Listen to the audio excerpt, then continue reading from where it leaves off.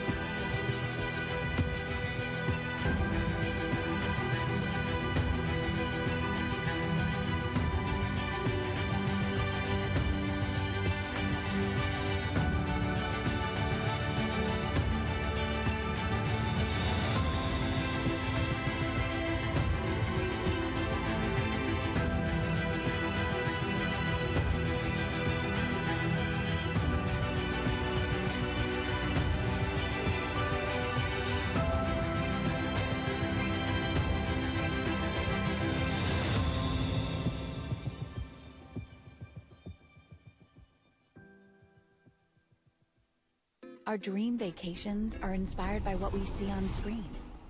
So with our partners, we've created a first-of-its-kind shoppable streaming platform with Brand USA as our first major partner. Go USA TV provides a new way for viewers to watch travel content, shop and explore experiences, and book travel, all in real time. So join us as we lead the way in entertainment tourism.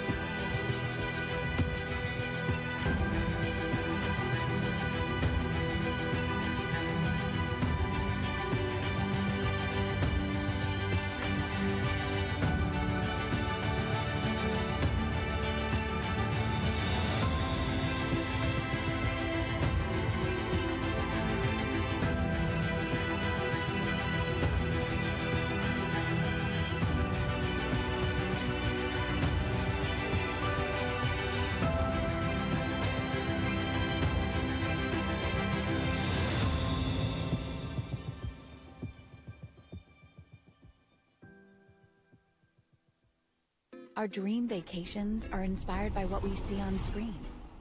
So with our partners, we've created a first-of-its-kind shoppable streaming platform with Brand USA as our first major partner. Go USA TV provides a new way for viewers to watch travel content, shop and explore experiences, and book travel, all in real time. So join us as we lead the way in entertainment tourism.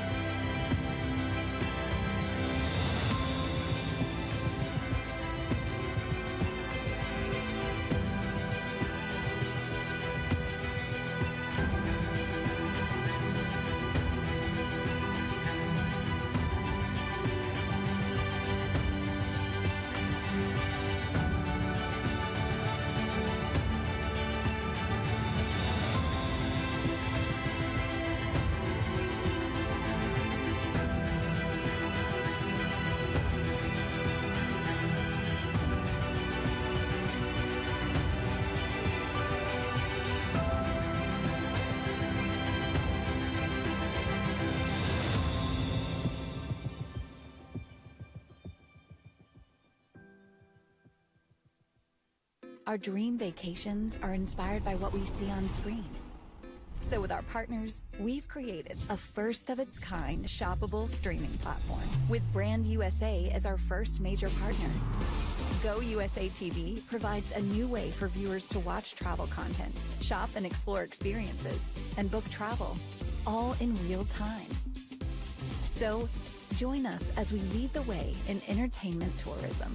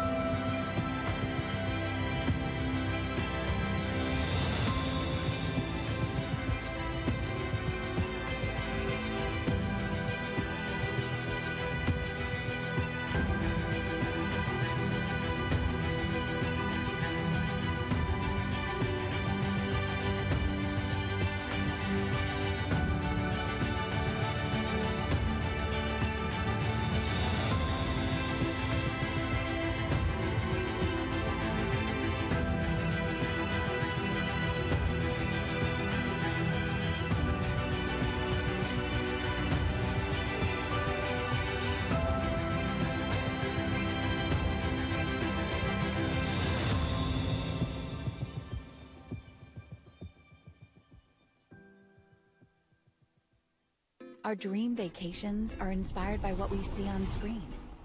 So with our partners, we've created a first-of-its-kind shoppable streaming platform with Brand USA as our first major partner.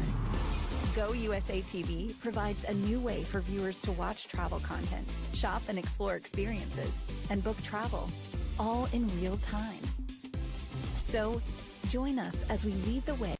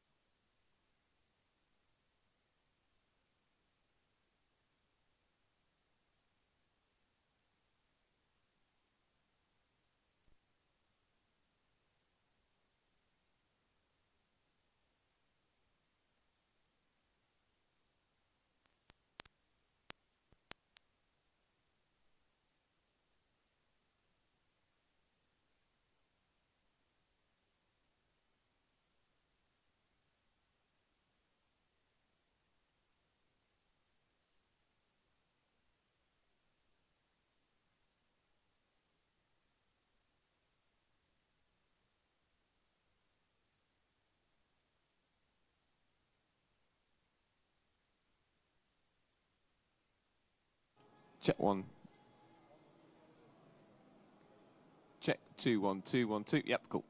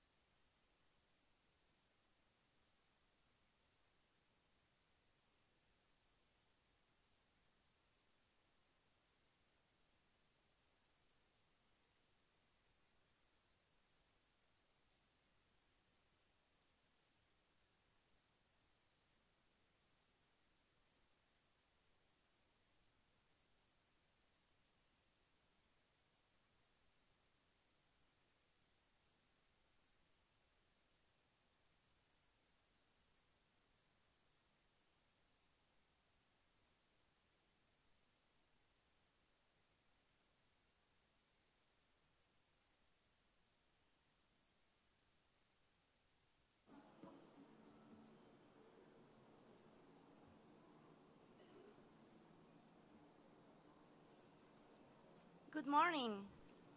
I really hope you enjoyed last night. Thank you so much for those who are here early enough. Today I wanted to thank again our platinum sponsors, Airbus and Expedia, and our gold sponsors as well for the conference program, Hitit Aviation, Cavan Aviation, and Boeing. Our next 4 sessions are going to be a little bit interactive, so please, I encourage you all to ask questions throughout. This is going to make you know a little bit more these airlines, as are quite new in the market. So our first session, we have the new UK-registered airline with global ambitions. I'm pleased to invite to the stage Richard Stephenson, Board Director and Chief Commercial Officer at Global Airlines. Thank you, Richard.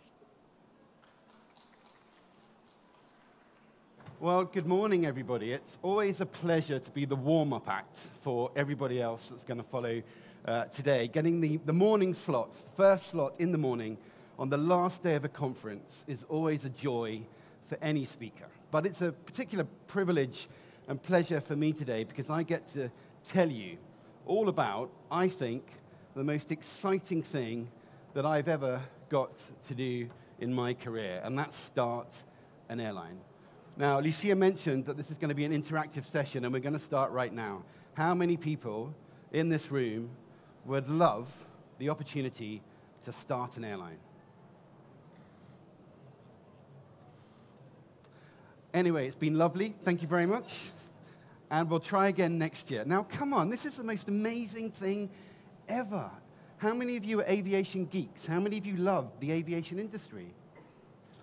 Okay, you're in the wrong place. Let me just tell you, you're in completely the wrong place. How many of you here just because you have a job and you happen to turn up? How many of you here actually forgot what your name is this morning? There we go, there we go. Now we're getting there, now we're getting there. Okay, well look, enjoy your hangovers. I hope last night was great fun. And just indulge me for a few minutes while I tell you all about this very exciting proposition. Now, we're going to be responsible for the renaissance of the A380. Now, I'm looking for a few more hands to go up now. How many people here can say that the A380 is either their favorite or one of their favorite aircraft? Hooray, we got there. Yes, this is going well. This is going well. Okay, good. Okay, so at least half of the room will recognize the beauty of the A380. Now, one of the saddest things I think we all saw was when we realized that no more A380s were going to come off the production line. And then, of course, we all went through that terrible pandemic period where A380s were being put on the ground. But we're going to put them back in the sky, and we're going to have more and more of them coming. So this is, sorry, there we go.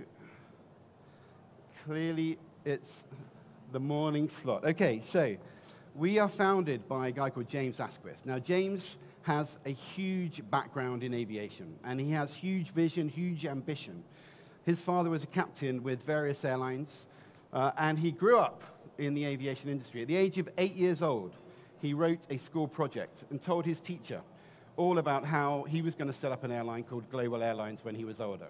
He then went off into aviation financing. He raised an awful lot of the money for the aircraft that we see in the sky today, and he's bringing all of that experience together with a brand new team of aviation experts to create this new airline, Global Airlines. We're going to be based in the UK. We're going to start with transatlantic routes, but there's a clue in the name.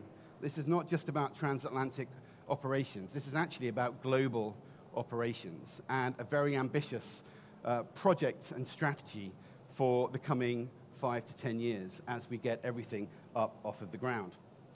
Now, many of you will have flown to get to this event. Many of you will have come on legacy carriers, aircraft that you know very well. How many of you could identify something during the passenger journey on your way here that could have been better? Either the onboard experience, the ticketing process, anything. So you all had a perfect experience. Everything was perfect from start to finish. Okay, this is the best crowd ever. This is great. Okay, so the aviation industry is alive and well, and everything is perfect. This is very good news, and I'm very happy about that.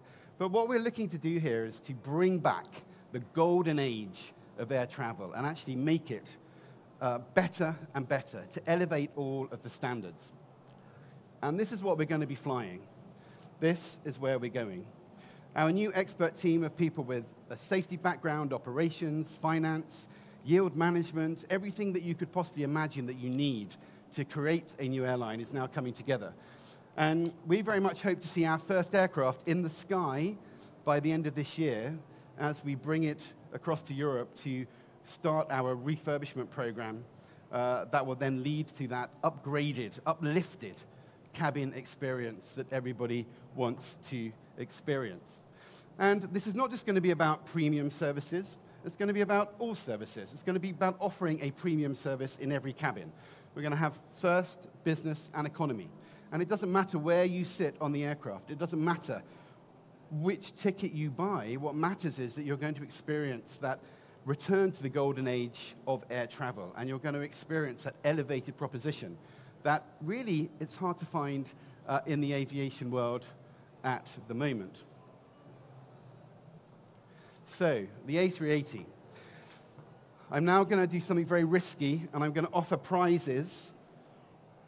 Okay, I might give up on this, but anyway, I'm going to try and offer prizes for the best interaction now. Who can tell me what their favorite thing is about the A380? More space. Okay, you win the first prize. The bar, the bar, the bar. It's amazing how many people mention the bar. and I will see you at the bar for a gin and tonic on our first flight. How about that? Okay, this sounds good. All right, so space, bar, what else? What else about the passenger experience? What is great about the A380? Anybody else? Sir? It's quiet, absolutely. You kind of glide into the sky as you depart. Anybody else? Okay, so the first three people, that's it, I'm going to do this. So these are exclusive Global Airlines notebooks for the first three people to answer that question. And look at what the rest of you missed out on. I mean, that's going to be worth a lot of money one day. So anyway, the space, the bar, the opportunity to do so much more for your passengers, that is what the A380 gives you. The A380 gives you the potential to do so much more in terms of that passenger experience, whether it's all about the catering on board, whether it's about the amenity kits that your passengers are going to have, whether it's about the passenger experience as you load onto the aircraft. There are so many things that we can do differently and that we can do better. And let's face it, there are many routes being operated today where it could be better. We've spoken to many people at this conference about many different things, but one of the key things that keeps coming up in all of our conversations is about how that passenger proposition could be a lot better. Now, I'm sure many of you have flown transatlantic routes over the course of the last few years, and many of you will have experienced something that is just very much on the decline. You know, it's a fact, and we can all face that fact. And we don't think it should be on the decline. We think that we should be elevating all of the potential and all of the opportunity for passengers on the airline. So what you can see in front of you, no one has ever seen this visual before. Well, we have, but nobody outside the team has. So this is going to be one of our new business class seats on our version 2 aircraft. We're going to have V1, V2 aircraft. And we hope to see these in the sky in the next sort of 18 months, 24 months potentially. But this is one of our new business class cabins. We're very proud of this. We've been working with experts across the industry in terms of cabin design and how everything sort of sculpts together to give our passengers the very best experience. Now, we have about 100 more renders like this of the seats for every single cabin, and also some of the other ways that we're going to elevate the experience for our passengers. For example, having grazing zones in all of the cabins so that people can actually go and help themselves to a wide range of things, and also all of the other add-ons that you would expect to see in a service like this, and some new initiatives and new creativity that we're going to be bringing on board. And there's going to be a number of announcements about this over the course of the coming weeks and months. But this whole thing is focused on the passenger experience and elevating that. And I'm just going to come back to talk a little bit about the team, because we've been asked a lot about the team behind this. And James, very much the founder, James very much the visionary, putting all of this together and utilizing his experience of almost a decade in aviation financing. But we also have people coming from regulation, from safety, from operations, from finance, and across the board to actually bring together that whole approach to a management team to create an airline. And none of us are at all unclear about the level of ambition and the level of challenge that exists in creating an airline. But James is very used to being told that something cannot be done. And when he was a lot younger than he is today, he took on the challenge of visiting every single country on the planet. He was told many times, this cannot be done, you will not achieve it. And he went ahead and achieved it. And he's got the Guinness Book of Records for being the youngest person ever to travel to every country on the planet. And he's taking the same approach to this and bringing that whole team together. We've got former military aviation people. We've got very senior business people who have joined the team now. We've even got people coming out of retirement to come and help with this whole process, because they recognize the importance of the A380 and the opportunity that it offers. And that's what this is very much all about. So the pandemic offered us a unique opportunity. And that opportunity was, while other airlines were putting the A380 on the ground and making lots of announcements about retiring them, we were actually on the hunt for the A380s that we could acquire. Now, you might find it strange to hear me say acquire, but we're actually acquiring all of our aircraft. We're not leasing any of our aircraft. We're buying them, and we've acquired 4 aircraft so far. And that very first aircraft, as I said, is due to fly across to Europe to start its refurbishment program in the coming weeks, and we're very excited about that.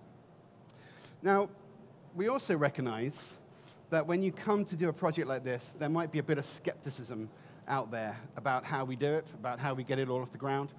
And of course, everybody's talking about us. Given that we haven't flown yet, given that we haven't yet had an aircraft in the sky, there's been an awful lot of interest and intrigue and excitement, but also, you know, I guess a healthy level of skepticism, which is absolutely fine, totally expected. And sometimes when we read some of the reports that are out there, we wonder where the information came from, because it's very, it was not at all accurate. And we're very keen to try and, you know, address that and make sure that we can answer any of the questions that people have. But so far, we've had an awful lot of interest. Lots of people are talking about what we're doing. Lots of people are paying particular attention to everything that we're doing.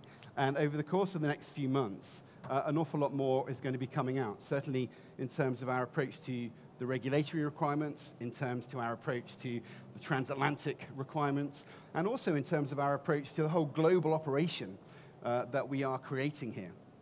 So that skepticism can continue, and we will continue to address any of the points that people want to raise with us. However, on the other side, there's a huge amount of excitement about what we're doing. And I just want to say a huge thank you to so many of the people that we've had a meeting with here at Roots, because the level of interest and the level of opportunity for global airlines to work with so many of the airports that we've met with all around the world is significant. And that's one of the really important things for us to get across at this conference, that there are global opportunities here. And we've spoken to people pretty much from every continent about what our 5 to 10 year plan is, and in terms of the outreach that we want. Now, not every airport is able to take an A380, and not every airport, even if it can take an A380, is set up from an operational logistics point of view to take an A380. But we believe that that can also change. And there are already enough airports around the world for us to fly to touch every continent and to have a touch point pretty much everywhere on the planet. And that's what we're very much looking forward to. So here's the initial ambition. So we want to start our transatlantic services looking at New York and Los Angeles as the first destinations. This is where our focus is at the moment. As I said, there have been lots of very interesting conversations here at Roots, and lots of new potential for us to consider in the course of the coming weeks, months, and years. And that's what we'll be looking at. But don't make the mistake of assuming that we're therefore a transatlantic operation. We're not. We're a global operation with an ambition to start our services on the transatlantic routes. And there are many reasons for that, not least because we believe that on those transatlantic routes, they're huge routes, but you can't get the kind of service that so many people want on those transatlantic routes, and we want to change that, and then we want to expand that to other routes around the world. And certainly from what we've heard from people here over the last couple of days, there's an awful lot of interest in helping us to do that. So that's what we are going to do. I mentioned that there's a lot of engagement, a lot of interaction from many brands around the world. We're working with a lot of aviation specialists. We very recently announced our work with Hi-Fly. Many of you will know Hi-Fly, a Portuguese company, very experienced with the A380. They used to operate their own A380, and now they're working with us to put our A380s through the conveyor belt of activities that need to happen before we can launch those A380s into the sky with our passenger services. So we're now working with them and utilizing their experience to make all of that happen. We're also working with a number of other brands, just a couple here that we've picked out. One is American Express, who we've got to deal with around payments processing, but we'll also be looking to offer exclusive deals and opportunities to American Express cardholders. Also, Laurent Perrier, of course. You can't have a return to the golden age of travel without some pretty good champagne. So obviously, we've got that sorted with Laurent Perrier as well. But here's just 3 completely different brands of many, many brands in many different areas that we're now working with to help us to elevate the passenger experience at every single touch point that you can identify. So every touch point of that passenger journey, from researching your tickets to purchasing them, all the way through to collecting your baggage at the other end, is something that we're looking at to try and enhance that whole overall experience. And here's just a couple of examples of where we are at the moment. So I'm here, Liam is also here, my glamorous assistant. And we're very happy to answer any questions that anybody has. There's a lot in development at the moment. There's a lot that we're doing with the regulatory authorities all over the place. There's a lot that we're doing with some other aviation partners that we will be able to talk about more in the coming weeks and months. But everything is moving now in the right direction. And we're very excited and we're very happy to be here at Roots, and we very much look forward to the next Roots conference where we can continue those conversations and start to really set out the next steps in terms of our global outreach for the A380s and the renaissance of this great aircraft. So with that, a quick overview of where we are and what we're doing. More than happy to take a couple of questions if anybody wants to ask. And I still have no more notebooks, but I do have some other global goodies if anybody has the best question that I can then respond to and run out back into the crowd. So with that, thank you very much, everybody. Hope you have a great rest of the Roots conference. And if anyone has a question, pop your hand up now. Otherwise, I'm close, very close. Okay, go for it. The A380 is obviously it's a beautiful aircraft, and can offer a great product. The challenge is obviously the size of it. How do you plan to attract enough passengers at a high enough yield to make the economics work against some of the big carriers on those busy routes? So we wouldn't have come this far if we didn't believe that that was possible. And the way that we are going about the financing for purchasing the aircraft in the first place, all the way through to yield management and everything else that goes with that, is something that we are working on incredibly hard. I mean, this is something that is incredibly important, because if you've got almost 500 seats to fill, you want to fill the aircraft. And we're looking at the different potential load factors for different routes. We've now hired the relevant experts in this field to make sure that we are in the right space. And in terms of our business plan and the operation that's coming together, obviously the marketing of those seats is incredibly important. And it's actually something that's come up in pretty much every single meeting we've had here at Roots. So we still believe that when you look at the routes that we're currently focused on, New York and Los Angeles, actually, at the end of the day, you don't have to take too much of the existing market share to fill an A380. But if you've got a much better product that people are willing to come and experience, because we believe once they've experienced it, they'll want to experience it again. So, on those particular routes, we don't believe that it's all that difficult to attract a small amount of the existing passenger, the passenger rates on those routes, and that's what we're looking to do. So that's one of the reasons why we're picking New York and Los Angeles to start with. So if you think about the number of people and the number of aircraft on those routes at the moment, with a superior product, which this will be, it's not actually going to be all that difficult to fill those aircraft for the kind of frequency of flights that we're talking about when we start. After that, and once the word gets out about that superior product, and again, being very competitive on price, we believe that things will go from there, and we will be able to fill these aircraft. Sir. Thanks, Richard. Interesting value proposition. So you talked about Airbus A380. Is that going to be exclusive, or are you going to look at different aircraft type?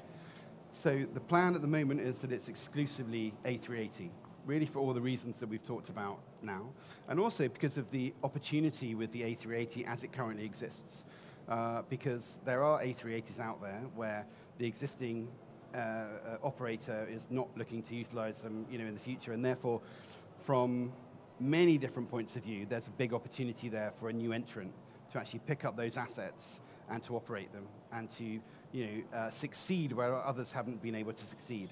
And again, the way that we're going about this is very different. It is unique. It's a completely different proposition. And that's why we believe that we can actually make these aircraft work in a way that others just haven't been able to do it. But for now, it is exclusive.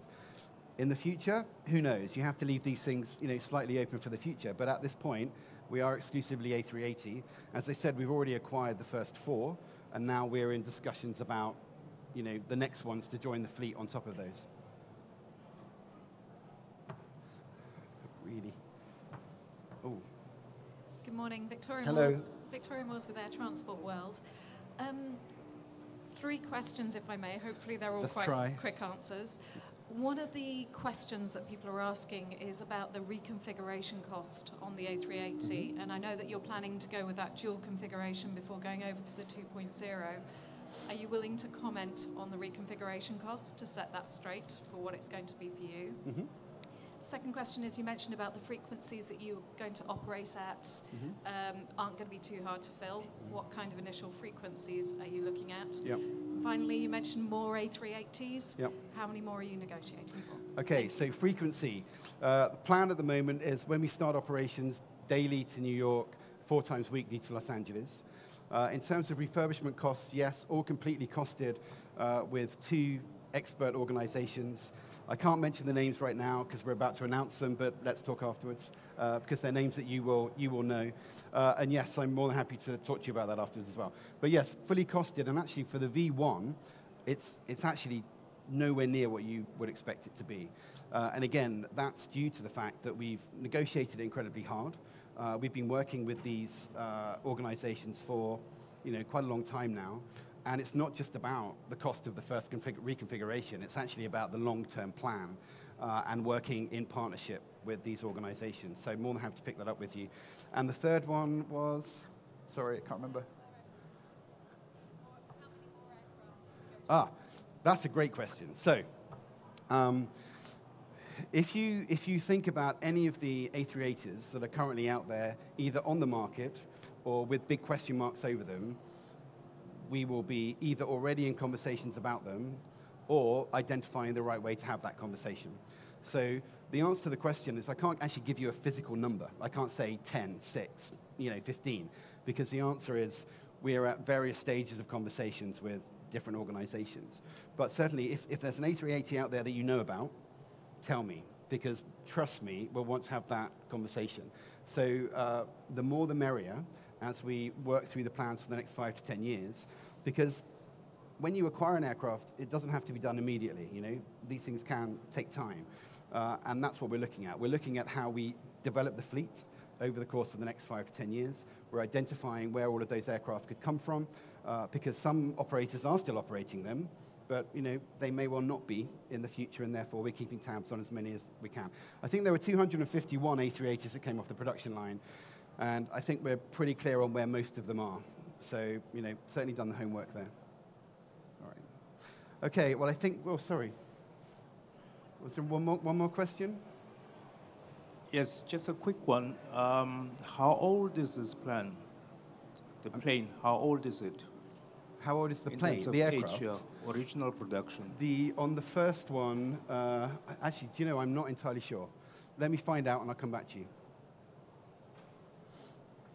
Anything else? No? All right, everybody, thank you so much. Those people who ask questions, I have presents for you. If you have any other questions, let me know afterwards, but thank you very much for your time today.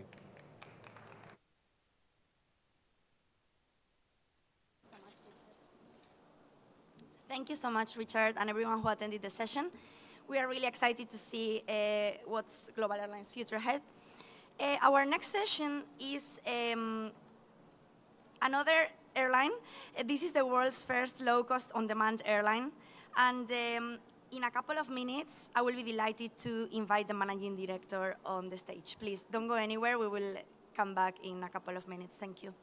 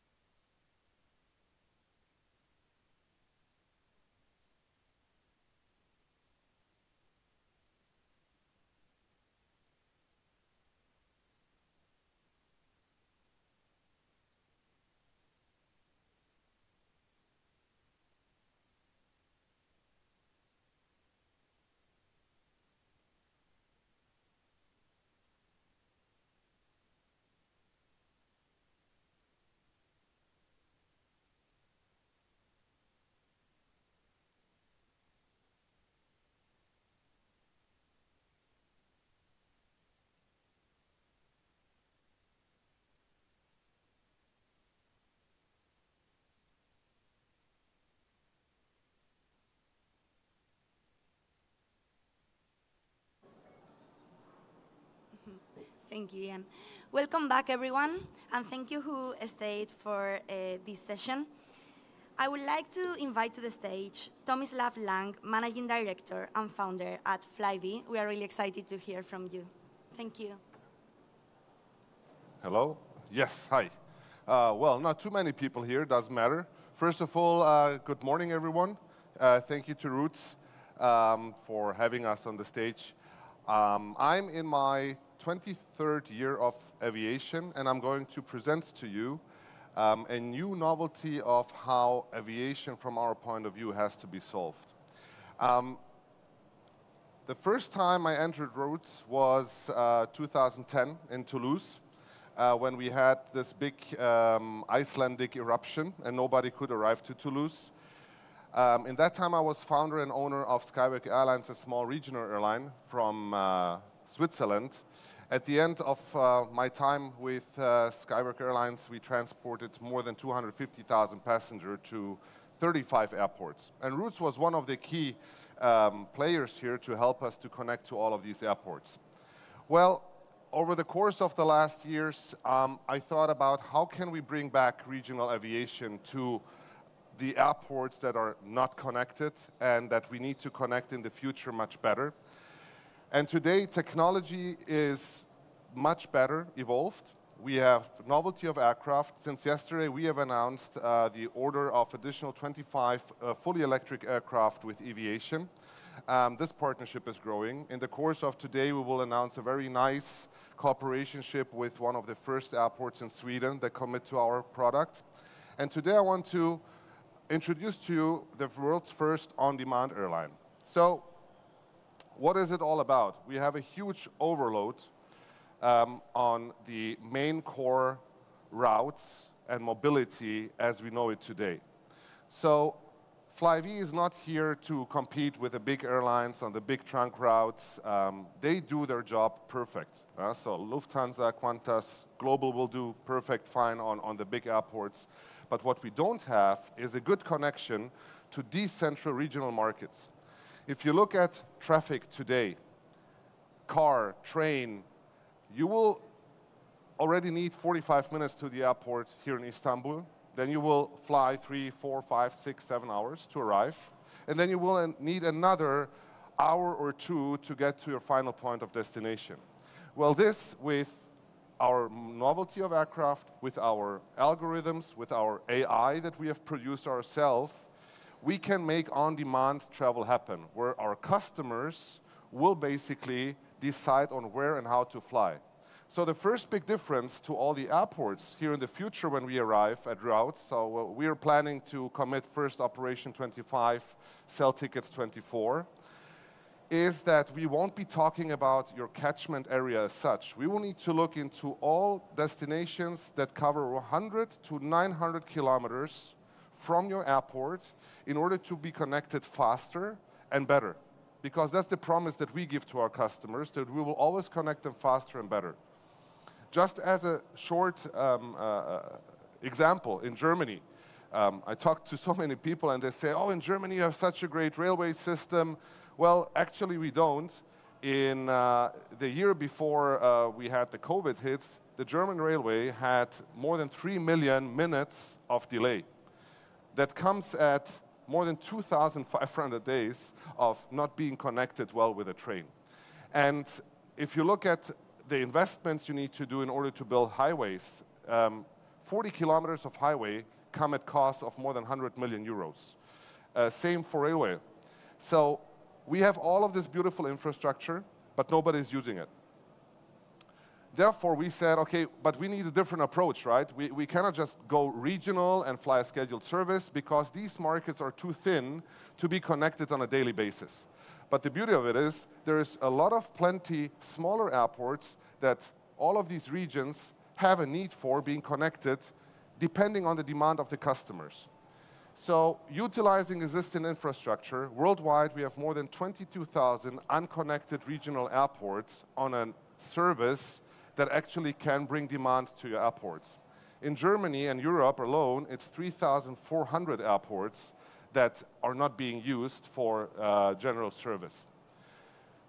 By introducing the Tecnam P2012 Traveler, a great aircraft, 9-seater aircraft with best unit economics and highly efficient aircraft that you can utilize to more than 1,000 hours, that's our go-to-market aircraft. But already today, we're talking to aircraft manufacturers from Virginia and Seattle with Electra Aero, the first hybrid electric aircraft that will come to the market 2028.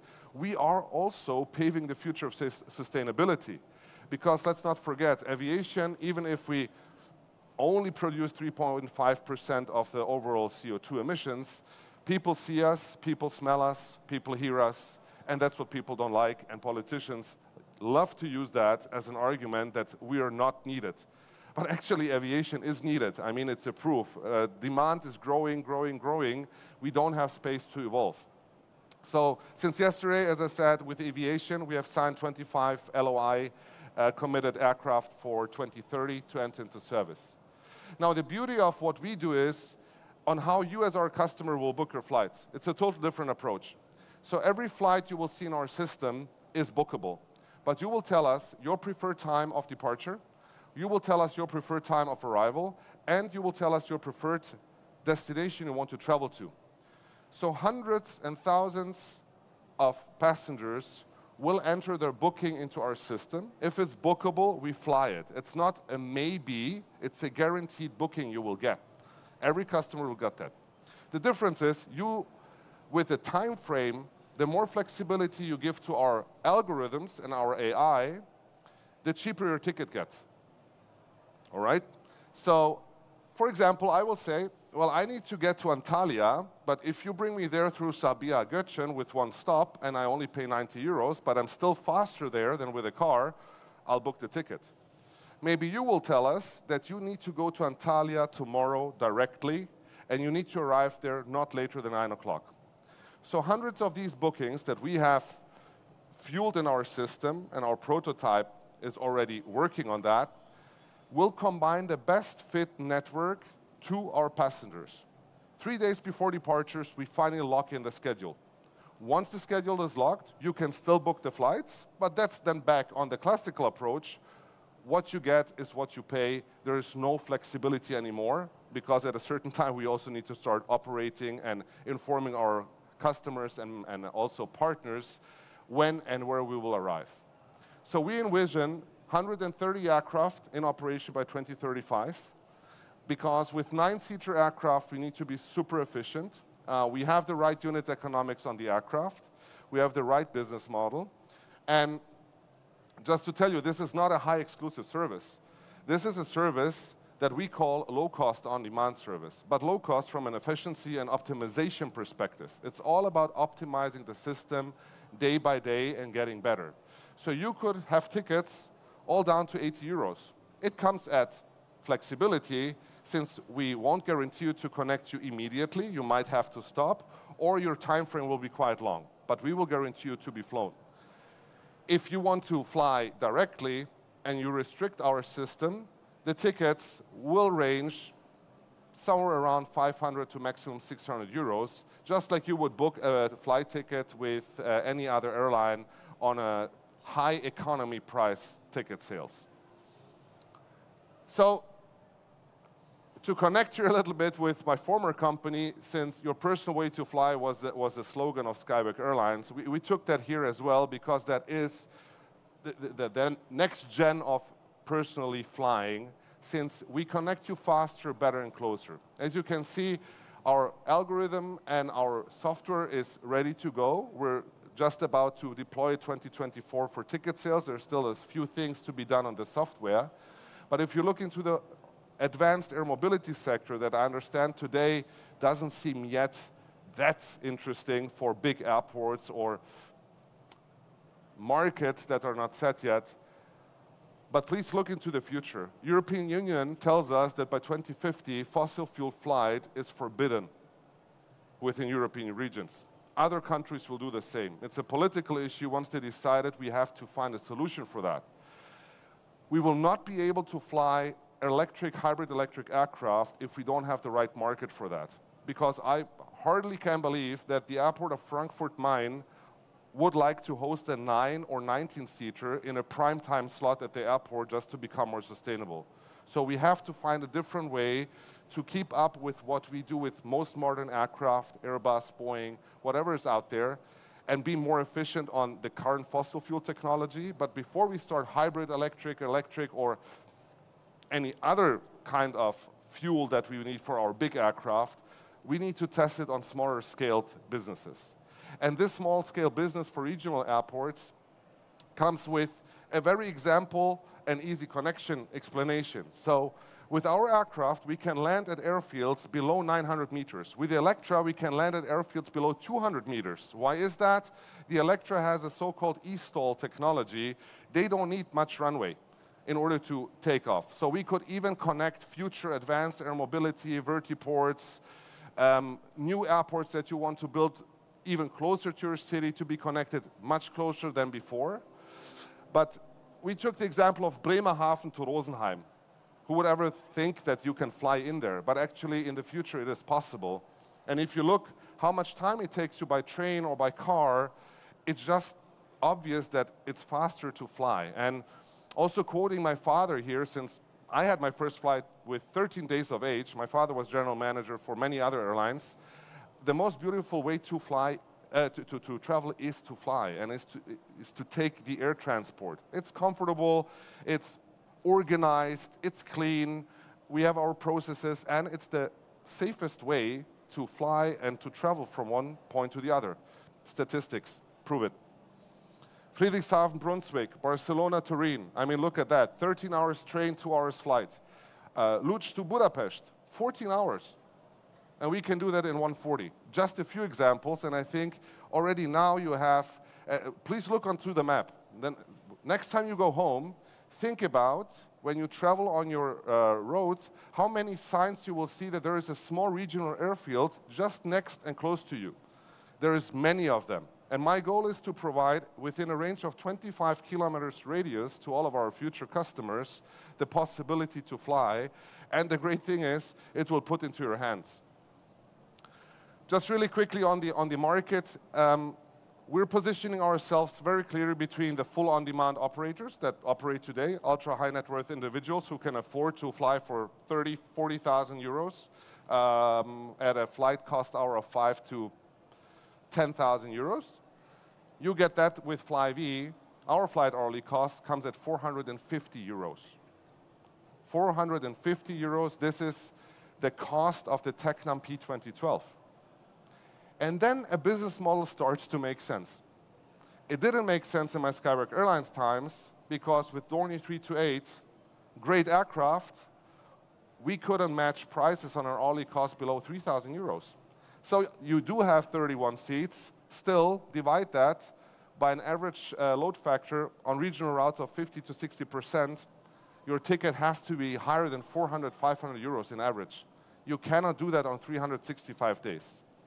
Now, combining that with our technology, we're not looking to compete with the scheduled airlines.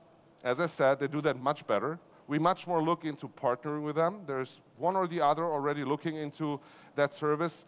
But mainly, it's the car and the train that we want to beat. That's our promise. You will be flown faster to your point of destination. And now you will ask me maybe, yeah, okay, Tommy, great idea. But now I land in this airport of Rosenheim. How do I get to the city? Well, we already talk to mobility providers that can vertically integrate into our system, and you're free to use an Uber ride, a scooter, or any other vehicle that will await you in front of a terminal and just get off the airport without having the need to think about that problem as well. That's future, that will need some time, but we do that with airlines today as well. I mean, I took the Uber every time I went from the hotel here or to the airport. That's a technology that's there, that's an easy integration. Yeah, so please check on the media coverage we have. There is quite a nice, and many nice podcasts about us. Just recently, we have issued one on Sunday where I explain everything much more in detail. At the moment, this is the team behind that. As I said, I'm in aviation since 23 years, worked for many airlines. I was owning my own airline for 5 years. And the team basically is really doing great things. We're really moving forward. We have great airports on our side that commit to our service and that understood, okay, this idea, it seems to be very visionary, but let's give it a try. Let's see if they will fly. Same with the aircraft manufacturers. We have to add one more here. So now, since yesterday announced at EBAA, it's also aviation. And great are the technology partners that we have with us. So be smart, Flyve, and try to revolutionize the way we travel together with us. I'm convinced that we will fly. I'm convinced that we will make this happen. And hopefully in the next, let's say 4 years from today, we will have a much bigger audience during routes and also discuss the possibilities to come to airports. Since our main start will be Europe, as I said, the market can be unlocked worldwide. In the United States, 5,300 unconnected airports await a service, and advanced air mobility is coming. Group ADP is working on that with eVTOLs. Other airports work on that, like the airport of Rome Fiumicino. There is new space coming, and we need to look into this space since it's a new industry that will be interesting for you airports as well. Building new infrastructure, building new fuel for future aircraft, being more sustainable. Well, welcome on board at Flyve. Happy to host you soon. So I'd like to use the last 5 minutes maybe for one or the other question. You can ask anything. And yeah, happy to welcome you on board soon, hopefully. Thank you very much.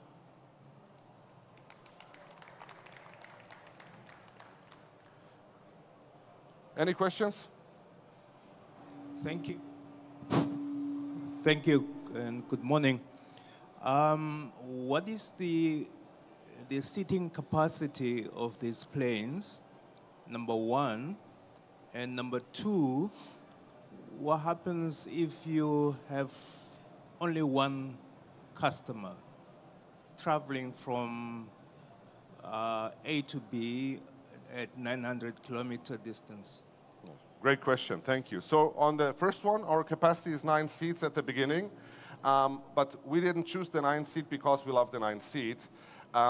Looking at the inefficiency of a thin decentral market, where we have to pull decentral streams, this aircraft gives us the best unit economics at the moment.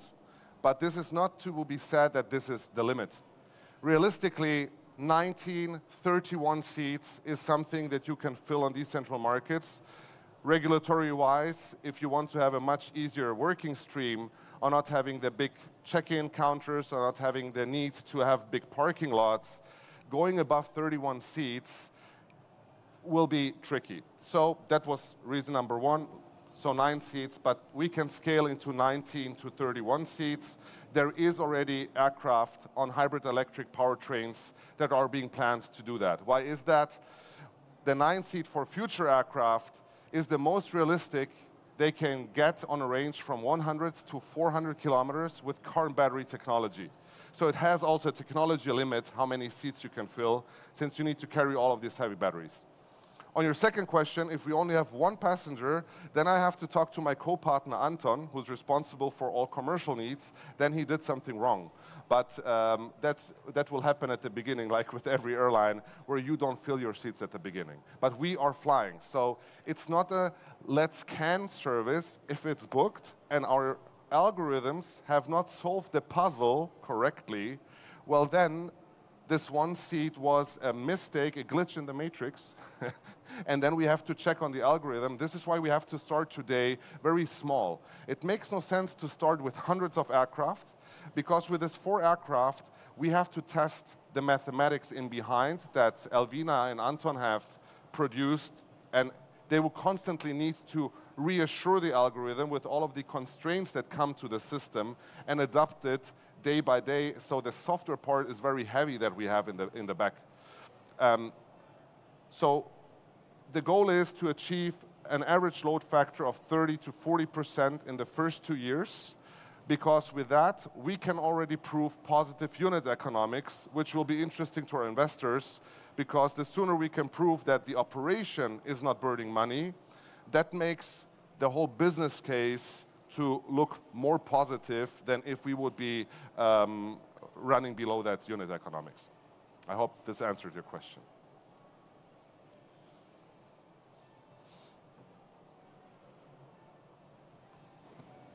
Hi, Helen Massey-Beresford from Aviation Week. I just had a question about your planned fleet. You said 130 aircraft by 2035. How many of those have you secured already, and what's the status of any discussions with manufacturers? Yeah, great. Thank you. So with Tecnam, we have a clear commitment that they can produce the aircraft for the start of operation with a lead time of less than 3 months.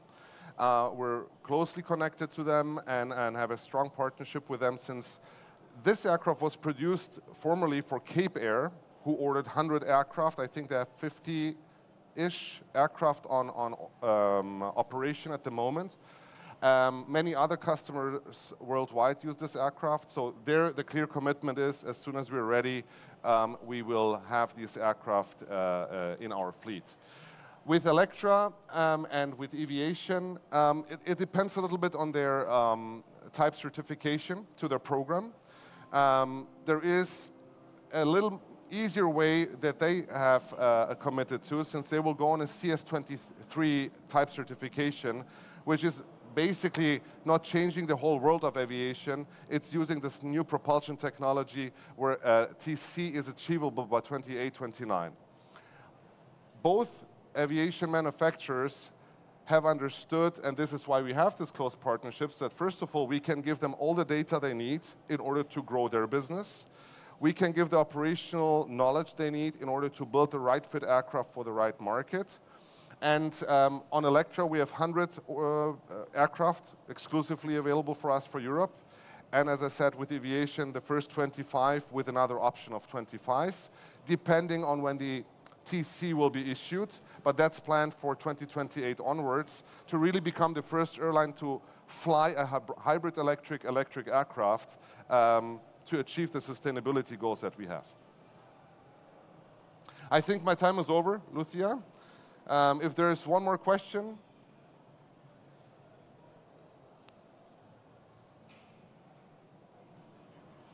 Thank you very much. Just a simple question about, it's a small operation, but how do you manage with the other related travel charges, including overflying and so? How is that going into your operation, and how is this affecting your revenues? Yeah. Like with any other airline, but thank you for that question. So that's important for the algorithm and the AI we have behind. So we have a product algorithm and a fulfillment algorithm. The fulfillment algorithm is all about customer requests, time constraints, destination. The product algorithm comes with all of the constraints on availability of aircraft, crew, limitations on airspace, etc. And those both algorithms need to be married. Once they're married, they bring up the full power to our system that we need. But we handle it like with every other airline operation costs that we do. We could fly VFR, but let's be serious. Flying VFR with a serious airline operation, that can happen once in a while if the route is really short. We're aiming to target routes between 40 to 60 minutes in average. So an IFR flight makes a lot of sense. We'll be flying at 10,000 feet max, since this is all unpressurized cabins that we fly. So we could go above 12,000 feet, but therefore we would need to have the oxygen on board, which really makes no sense. And we will handle it like with any other airline. The good thing is with all of these airports that we met at Roots conference as well, they see that the whole operational cost that comes with this aircraft needs to be looked at differently. So we don't need to go into the big terminal. We have no need of big check-in. Our technology also has the whole process on how you manage your passenger automated in the system. There is no backdrop for us, because the passenger will need to bring their baggage to the aircraft by themselves, loaded together with a pilot. So it is some business-ish operation, but all of the costs go into that system, are considered, and therefore we have analyzed that this system can make a lot of sense, since we don't hit overall cost to the operation of more than 900 euros per flight hour.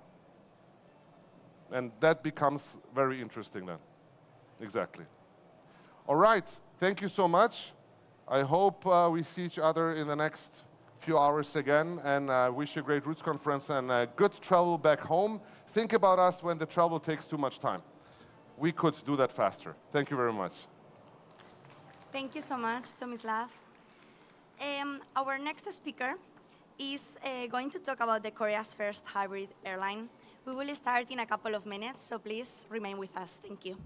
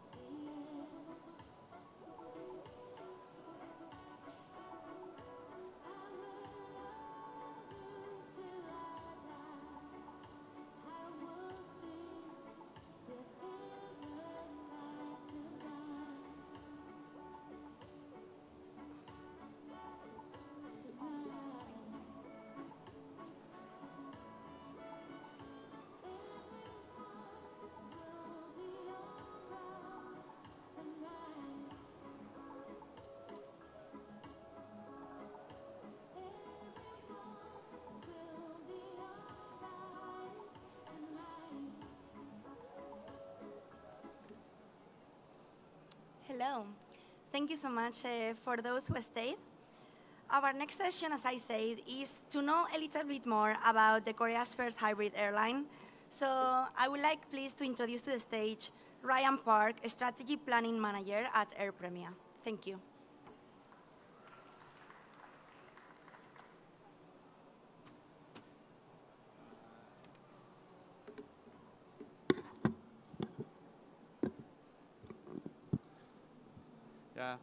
Very good morning, everybody.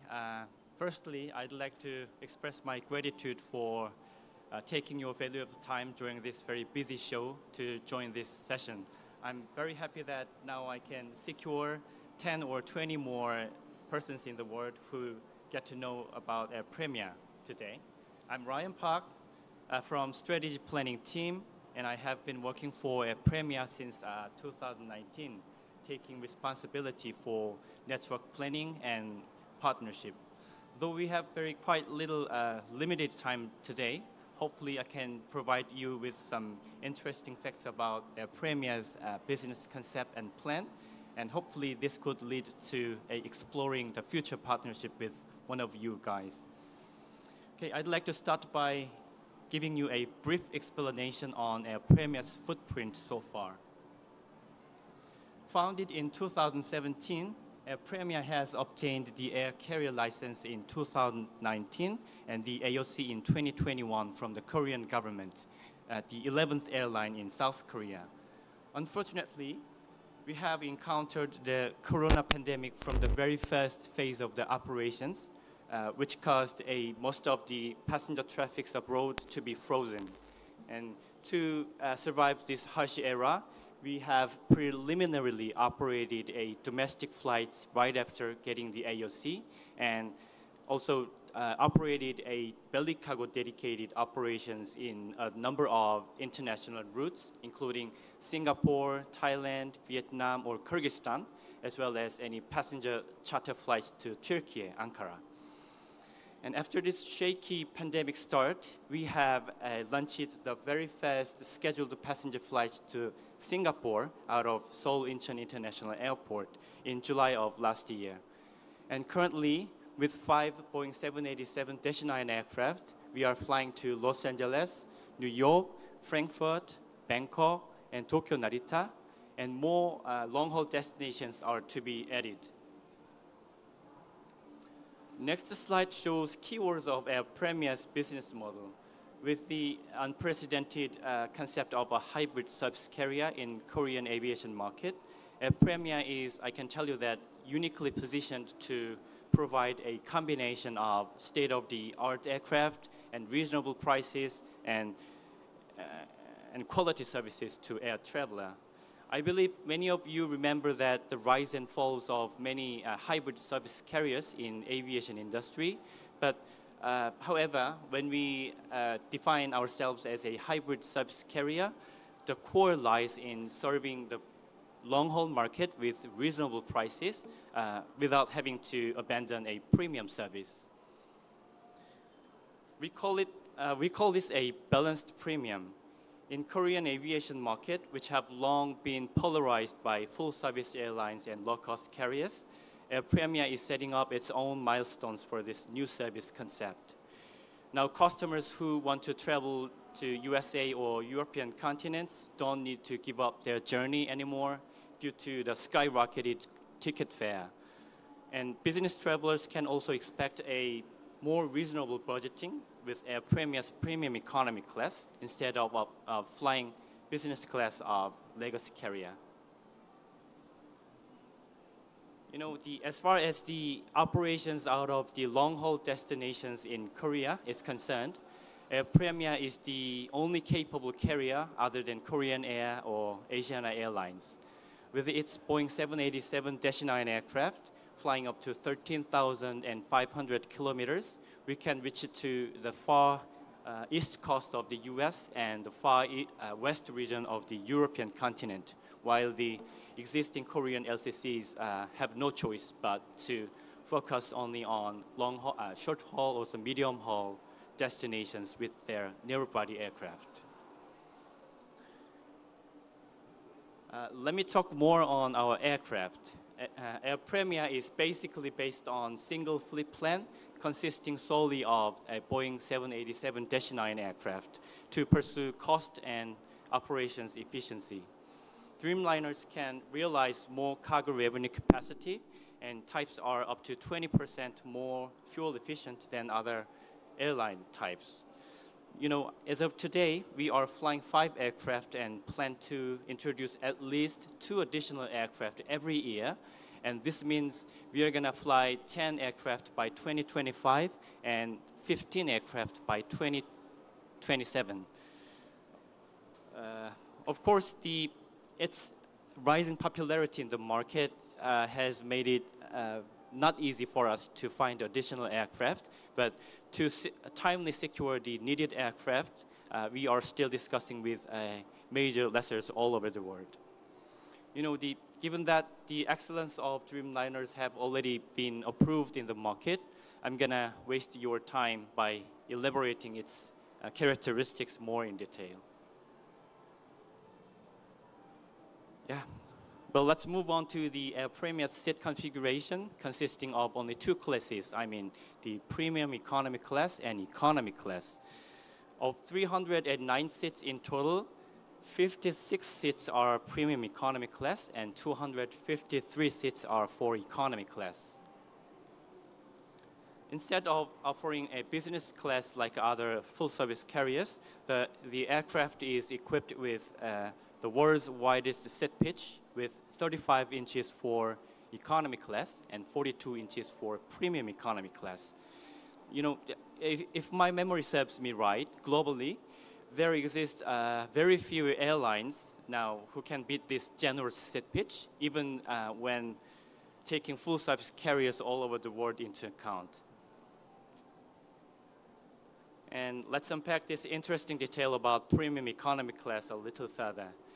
As you can witness on a number of statistics, there is no doubt that more and more airlines are adopting the premium economy class on board their aircraft.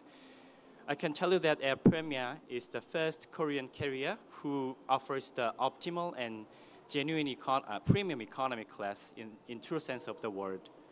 With this new business model, we target for the niche market by appealing to customers from executives of small and medium-sized companies, or retired baby boomers or millennials willing to pay these reasonable prices for a quality service based on their purchasing power. And ideally, we aim for attracting those customers to fly with premium economy class from both directions. I mean, by encouraging the economy class passengers to experience much better services with a little more cost, as well as pleasing the business travelers with almost half the budget, comparing when they flew by business class of legacy carrier. Next, let me be more specific on our prices and services. In case of the ticket fare, the price of economy class is less than 80% of full-service carriers' same cabin class, while the fare for premium economy class is less than 50% of legacy carriers' business class.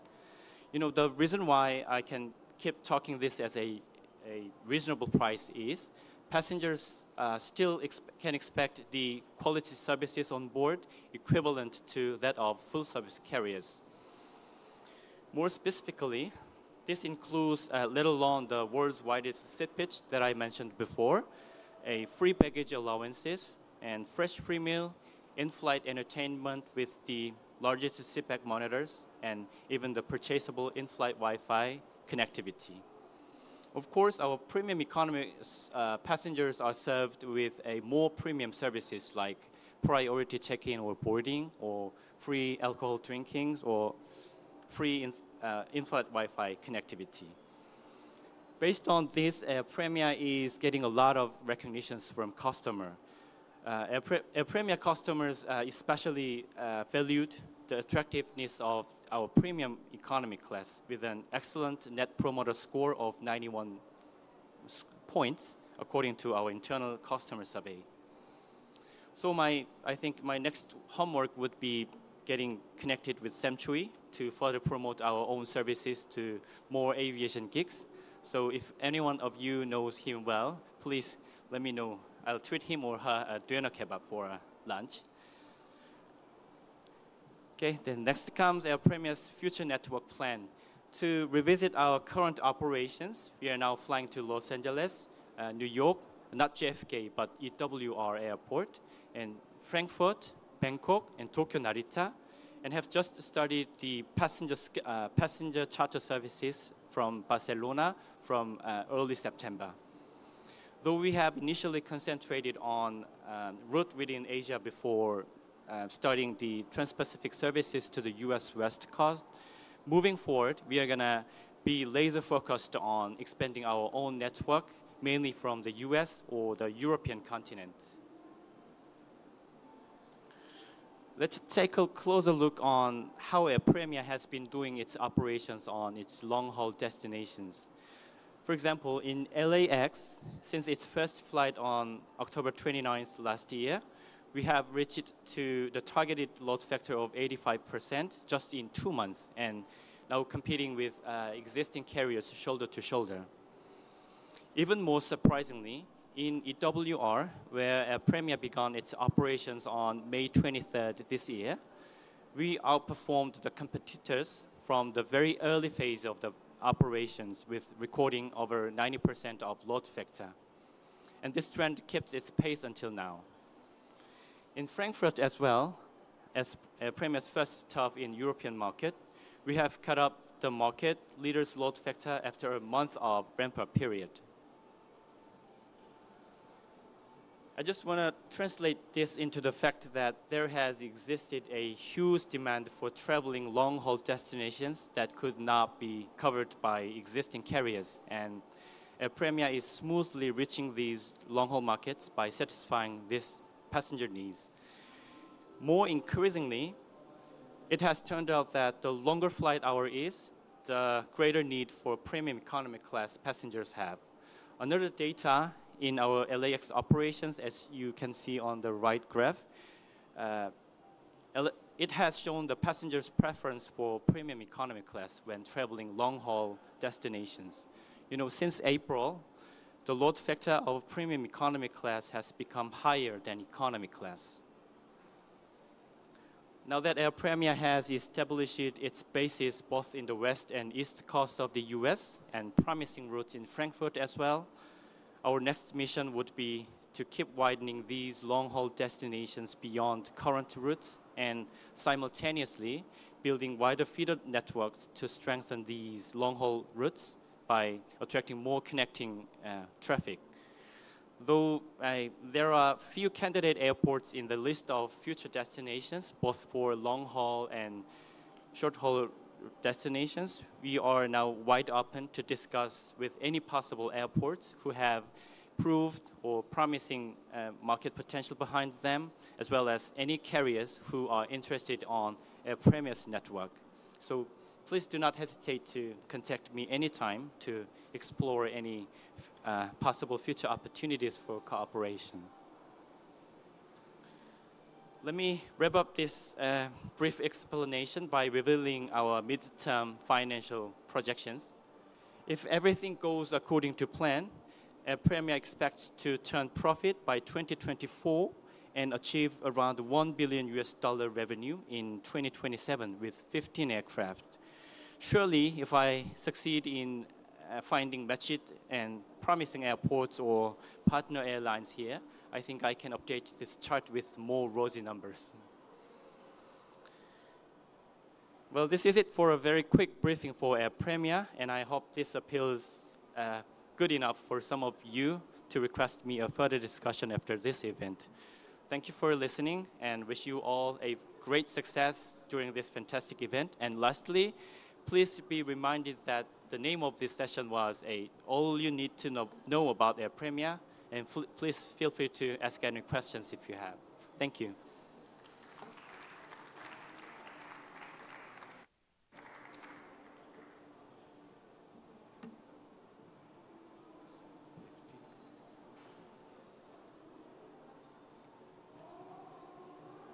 Good morning, Victoria Moores with Transport World.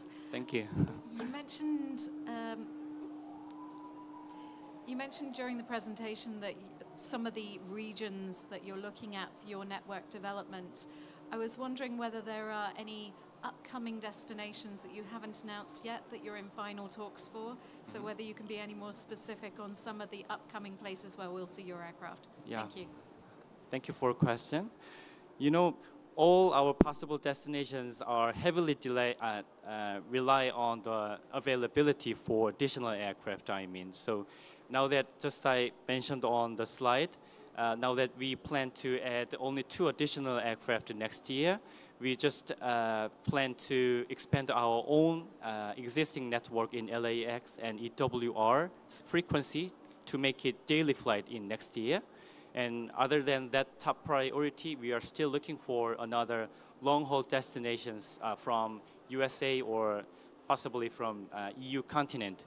But one thing I want to share with you guys is that there still exists any restricted traffic rights between Korea and some promising countries of European countries. So that's why we are still laser focused on waiting for the result of Korean merger case of Korean Air or the Asiana Airlines.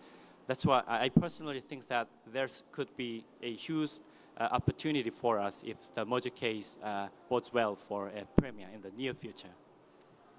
I hope this answers your question.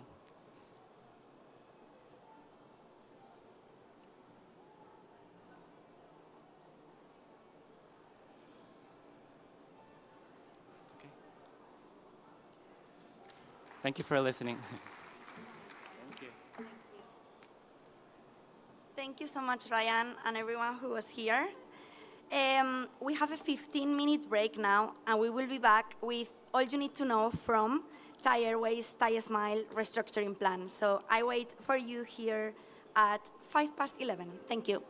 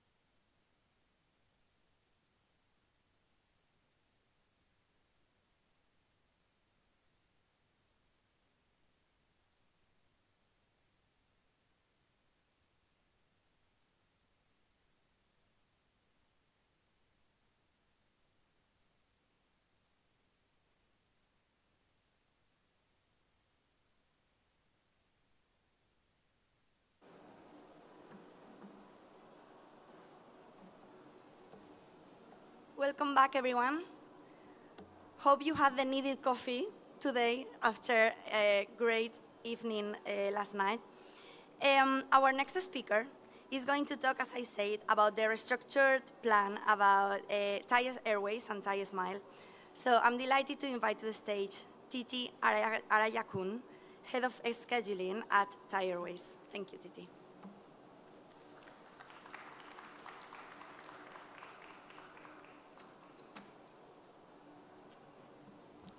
Thank you, everybody. Thank you for coming and listening for the Thai Airways and Thai Smile restructuring plan.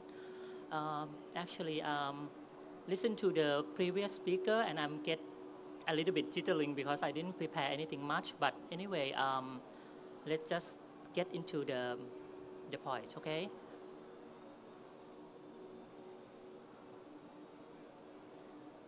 So this is network for Thai Airways and Thai Smile before we restructuring. But anyway, you can see that the orange one is a Thai Smile, which is we concentrate.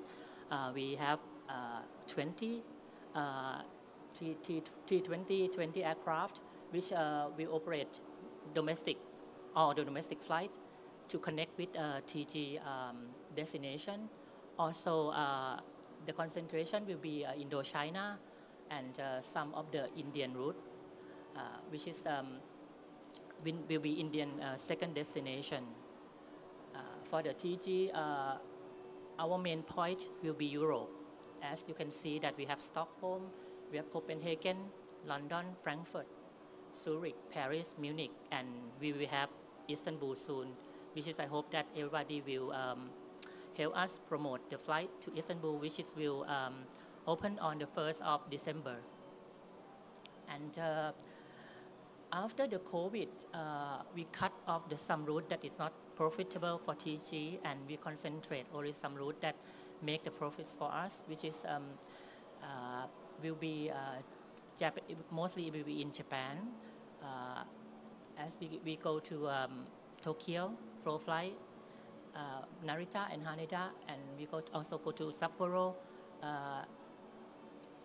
Osaka, and Nagoya, and also China, which used to be our big market, but not at the moment. China is not coming back. But anyway, we will operate to mainland China like Beijing, Chengdu, Kunming, and Guangzhou. Also, but India is coming back 100% because of the traffic, right? That's why we need to come back to India 100% for the main destination. So this is roughly our network. And also in Australia, we go to Sydney and Melbourne, which is we will increase the frequency very soon for the Sydney flight. And we also plan to have some more flight to Sydney, maybe very soon to Perth or some other destination. But at the moment, the aircraft is quite limited for us. So this is where we fly at the moment. So as you can see that right now, after the pandemic, the aircraft is almost half of beforehand. But anyway, that is the main point that we think that we should do something about the plan if we want to go ahead with Thai Airways and Thai Smile, because the aircraft is not coming quite quick enough, and Thai Airways never have a narrow body before. So we're thinking, what should we do about the plan? And Thai Smile is not going very well at that time because they do not operate. The aircraft rotation is not fully utilized. So we think that if we integrate and we restructuring Thai Smile and Thai Airways, it would be better for our company as a whole. Anyway, the aircraft right now is 65, and the 4 is coming at the end of the year. But we expect next year another 5 aircraft, and 2025 will be more narrow body is coming and more wide body is coming. So we have a long-term plan for each route for every year. But at the moment, this is our fleet at the moment.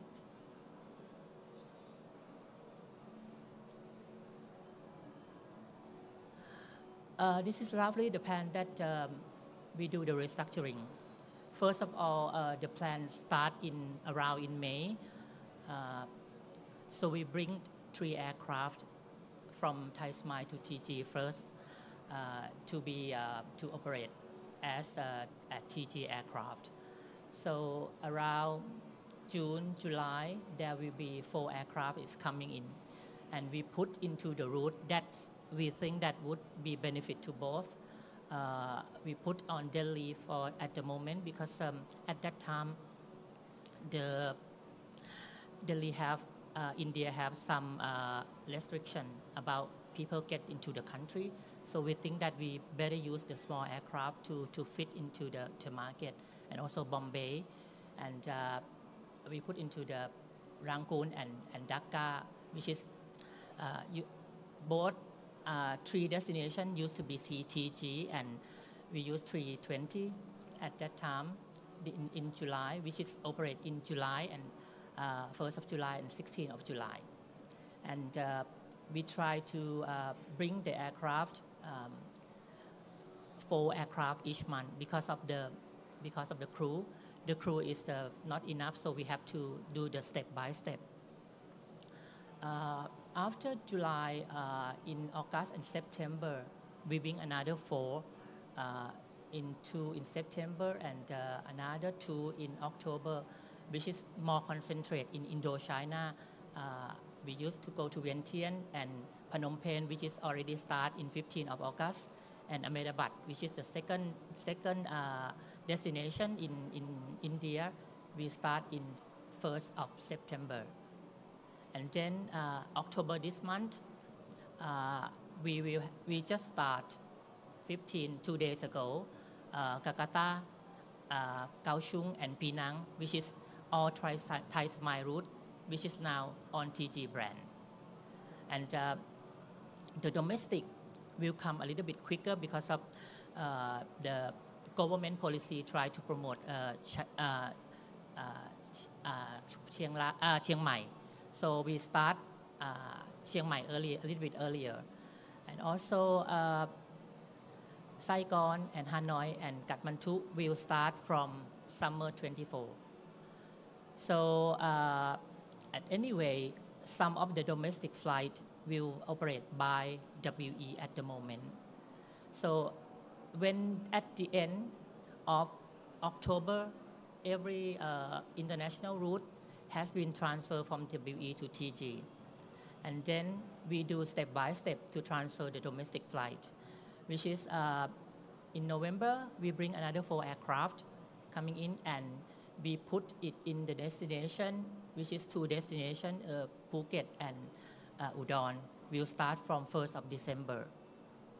And then after that, we put the last 4 aircraft in January, transfer in January, and then all the domestic flight will be completely TG. After this, TG will have around 69 aircraft, and for Thai Smile, will cease to exit. And after that, we will integrate. And in February, when all integrate and the aircraft, almost 20 aircraft is coming to TG, we can have more capacity and more frequency to be in the region. Like Hong Kong, we try to resume Hong Kong flight, night flight, which is red-eye flight of leave Bangkok at night and arrive Hong Kong in the morning, and also Singapore, and Singapore will add 2 more flights, which is when we integrate more, we will use the aircraft utilization at night to operate to secondary airport like in China, which is we are considering some of the airport at the moment, and also some secondary India. So this is slowly the plan that we have at the moment. At the end of the winter, everything will be more smoother, and if the aircraft is coming in, we will have more destination that we think that would be benefit to our whole network. I think that's the whole restructuring plan for us. And the problem that we face at the moment for the restructuring plan is the transferring of some slot from some airport, which is some airport doesn't want us to transfer the slot, which is should be able to do that, but we have to negotiate with them how to transfer the slot because we need the same slot for connecting, like in Cambodia and in Vietnam, we need connecting from Europe, so we need to have the same slot. And some problem about the Liacom passenger, but it's solved step by step. And as you can see that we also try to increase more frequency to Kathmandu because the Thai Smile operates 7 flights, but when transferred to TG, we will use the 9 flight to operate Kathmandu from Bangkok to KTM. I think that that's now for the restructuring, and I will accept the question. If you have any question, you can ask me at the moment. Thank you for listening.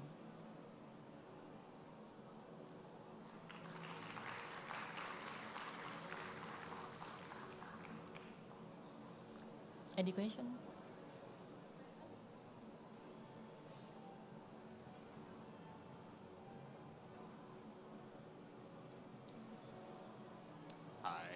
Hi, I was just wondering, where is Thai looking for growth in 2024, 2025? What are you looking at? Mostly it's Australia and Europe at the moment. Some of the destinations that we need to resume before, like Milan, Oslo, and also some of the destinations to Japan. And Australia, we're looking at Sydney second flight. For the 2025, mostly still be in Europe and some of the region. Maybe if the China is coming back, we will add more flight into China.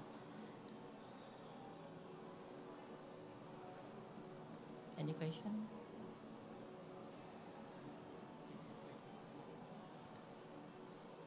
Is Vienna also an option for you coming back after COVID?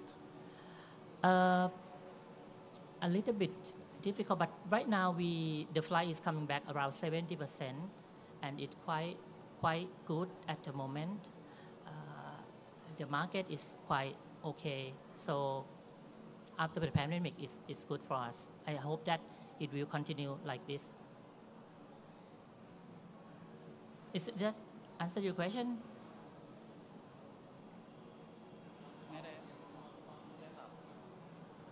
It was about Vienna, as you finished it with COVID.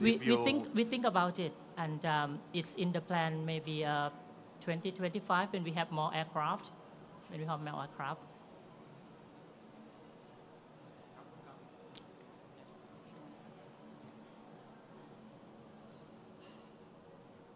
Because we're now also a big market for Thai people. But we face a lot of competition because they have Austrian Airlines and also IWA Air, which is very fierce competition. So we have to do an analysis and whether we want to go back again.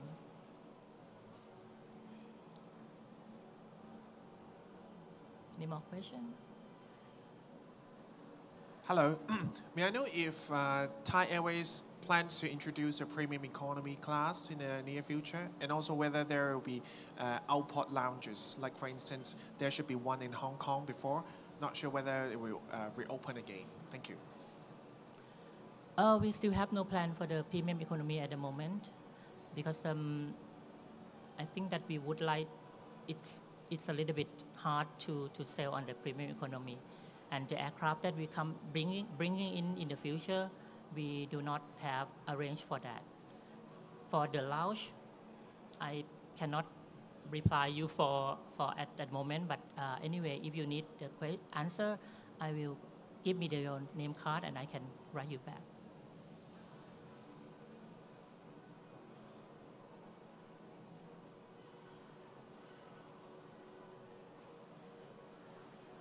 Hi, sorry, second one.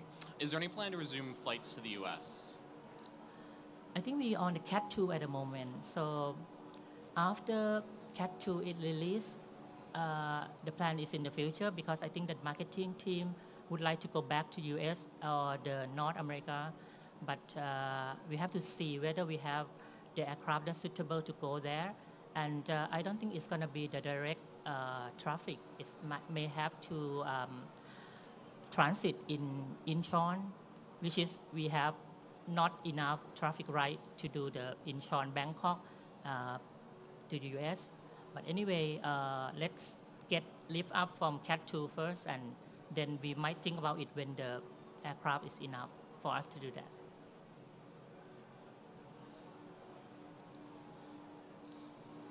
Any more questions? Thank you. Sorry for short because I thought that it's going to be somebody talking to me on the stage like last time. But anyway, thank you so much for listening, and have you guys have a great conference. Thank you.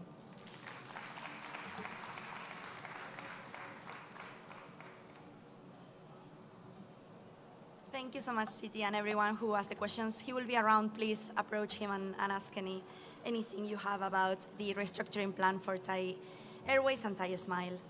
We will wait 5 minutes. Our next speaker is as well a Thailand-based airline, a really cool airline. So I'm hoping to see you all here in the next 5 minutes. Thank you.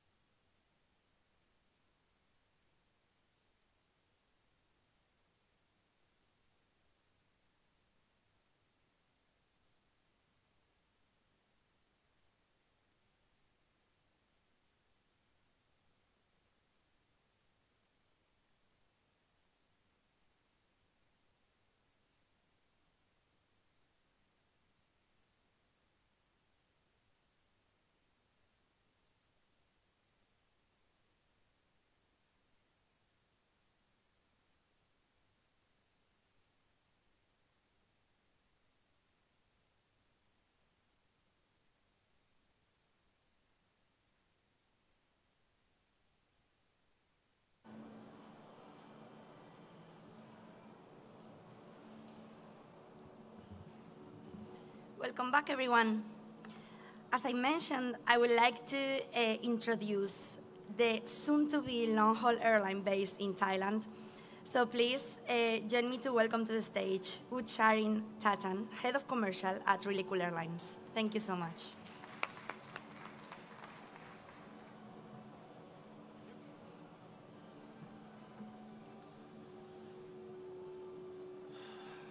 Sawadee krap.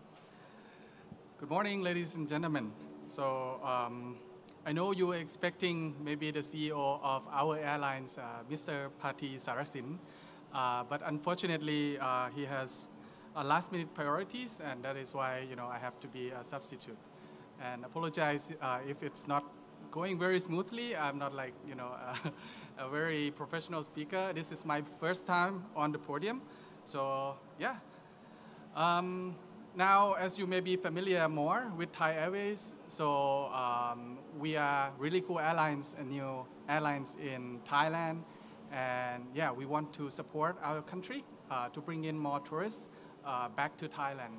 And yeah, we have a big plan ahead. We plan to launch the airline in 2024, and we want to partner with all the airlines in Thailand, all in interline, code share, and everything, making sure that there is enough capacity bringing tourists and traffic back to Thailand.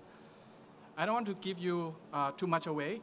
Let's maybe have a look at the teaser of the video of Really Cool Airlines before I move into more details.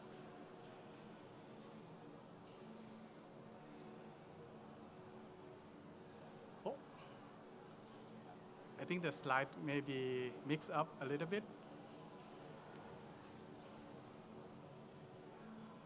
Apologize for that.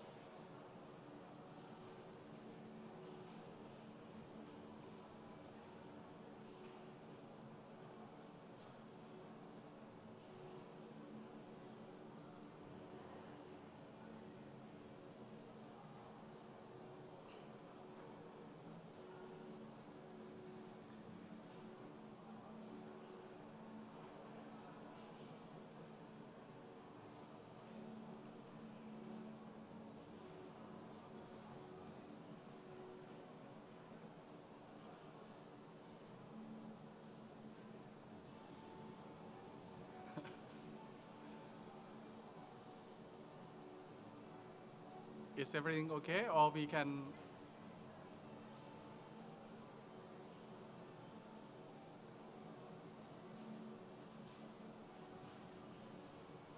Technical issue, not so cool. Yeah, I forgot to say thank you again for Roots World for inviting us onto this event. And I think it's very great opportunity for Really Cool Airlines to introduce our airlines to the world. Although we haven't started operation yet, but we make a lot of progress, and I'll go into more details, in the slide soon.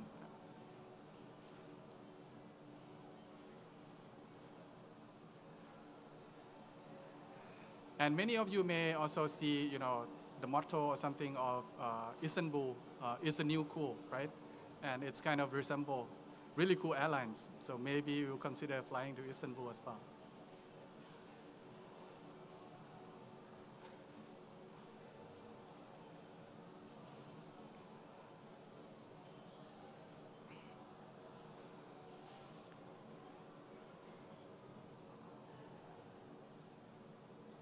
All good?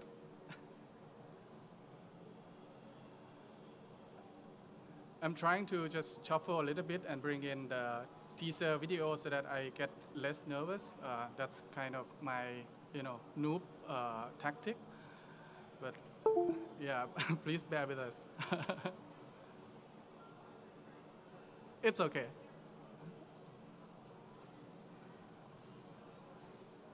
It's coming.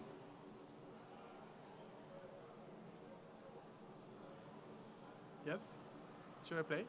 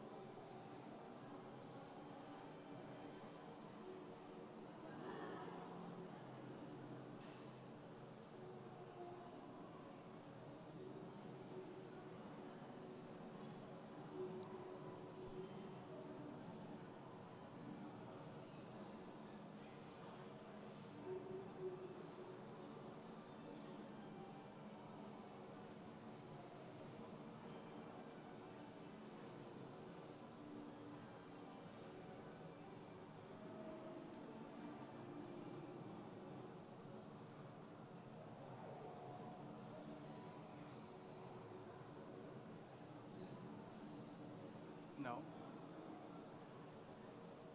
Maybe I'll just walk through all the slides, and then I think the teaser video will come after.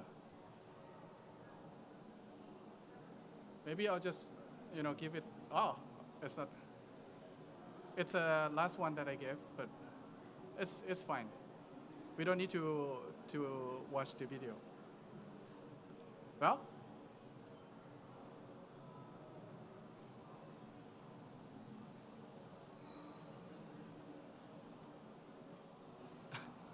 I'm so sorry.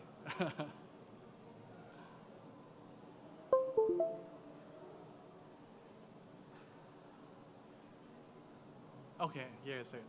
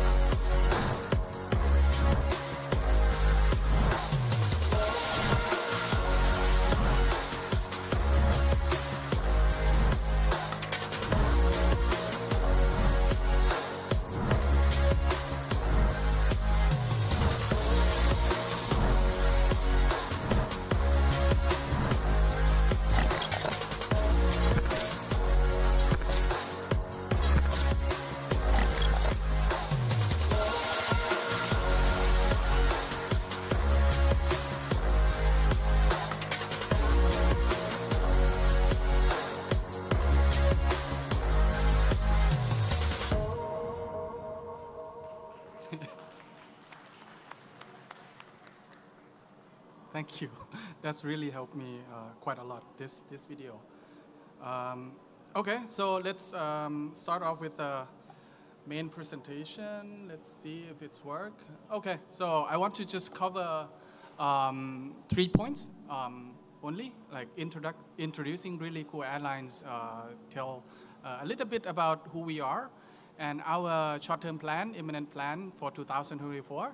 And a longer-term aspiration where we want to, future destination and our expansion plan. All right. So first, who we are. We really cool airlines. We want to be a new lifestyle airlines, full-service airlines based in Bangkok Suvarnabhumi Airport. Right. Our mission is to bring in, enhanced connectivity between Bangkok and the world. Right? And we want to focus on innovation, technology, and customer experience. All right? I think Bangkok is always being one of the top leisure destination and also, trade and, place where people want to travel. And currently, I believe, like after discussing with a lot of airport, we believe Bangkok is still underserved or unserved routes from many city or country. So what would set us apart? I think our airlines would like to differentiate ourselves from, the conventional airline business model and not only focus on bringing passenger from points to points, but also trying to enhance their experience both from their origin and also destination. We will also trying to partner with not only the airlines, but also local business in different destination, and allowing passenger to enjoy all the perks or the loyalty program that can be used, not only miles spending on the airlines, but also points using with their local business as well. We also partner with a lot of IT tech solution. One of them is also in the audience as well. I think we will be a good partner, and hopefully that would bring the passenger experience in booking with our airlines with a lot of additional premium service on board, make it very comfortable for our passenger. So initially, we may have to order a used airplane because the aircraft availability of a new airplane may not be available at the moment. But we will, in the future, once we also, bringing in a little bit of a few aircraft every year, then we will certainly try to evaluate to adding a new airplane in the, a little bit further in the future. So the company has founded recently in March earlier this year, and we have already secured the business license or air operating license from the Ministry of Transport of Thailand in July.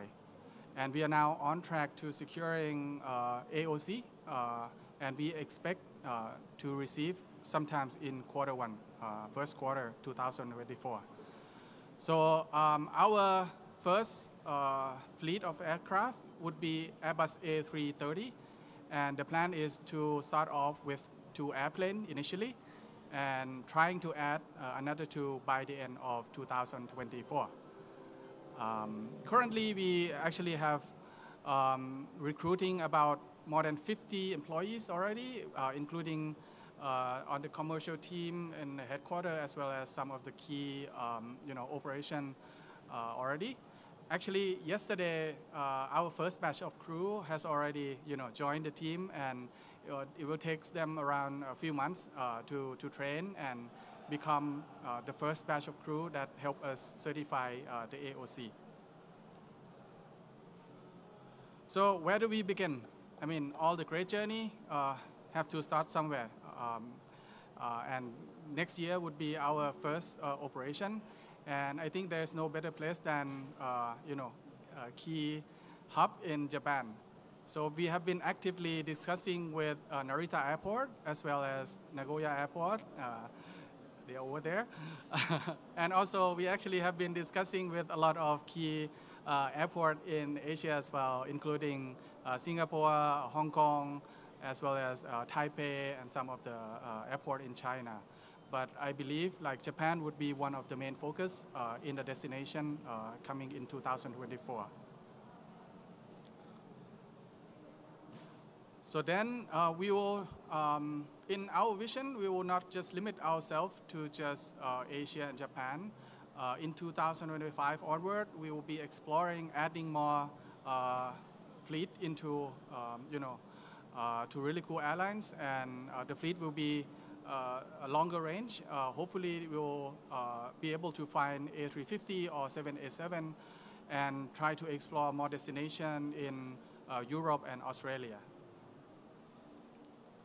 All right, and I think it's almost the last slide. I think today that we join Roots World, it's our opportunity for us to introduce ourselves, to all the airports, and it's good opportunity for us to maybe get in touch, and maybe we'll probably evaluate all the opportunity if you believe the airport is still underserved or unserved connection to Bangkok.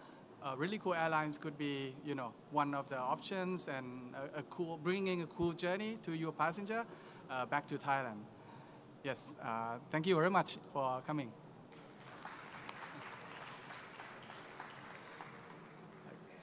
If you have any question, okay. Yes. Hi, I'm Helen Massey-Beresford from Aviation Week. I just wanted to ask you a bit more about your fleet plans. I think you said the A330s will be used aircraft initially. Yes. Have you secured those, and are you leasing aircraft, or will you be acquiring them? Yes, and we are can in you the process. Sorry, just talk a bit more about the potential A350s and 787s further down the line. Yes, I think I probably cannot give too much away. What I can say is that one of the reasons why our CEO is not here is that he is in the process of pushing through the process of securing the airplane. I think we are on process of doing LOI with some of the lessor for A330. And yes, I think for longer term A350, we have been actively discussing with a lot of key stakeholders. If I were to go back one slide. Okay, so on the top, I think there are Boeing and Airbus guys also, trying to connect us with key stakeholders and also lessor. We've been actively discussing with a lot of lessor and evaluate which airplane is currently fit with our current strategy. Most of them are on process.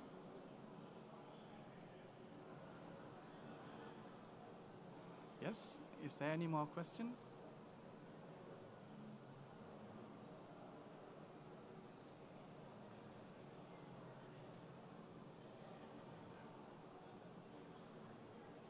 All right, then. I hope you enjoyed the presentation. Thank you very much. All right, ขอบคุณครับ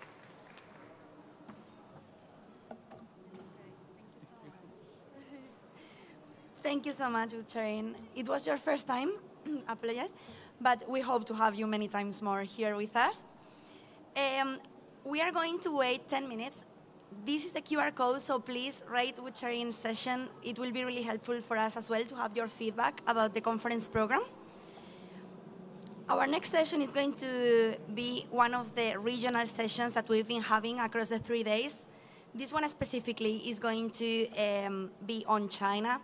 We have our consultant from ASM, Hang Zhao, and Chengdu Tianfu International Airport Director of Aviation Department. We are going to wait for 5 minutes, and then we look forward to see you all here again. Thank you.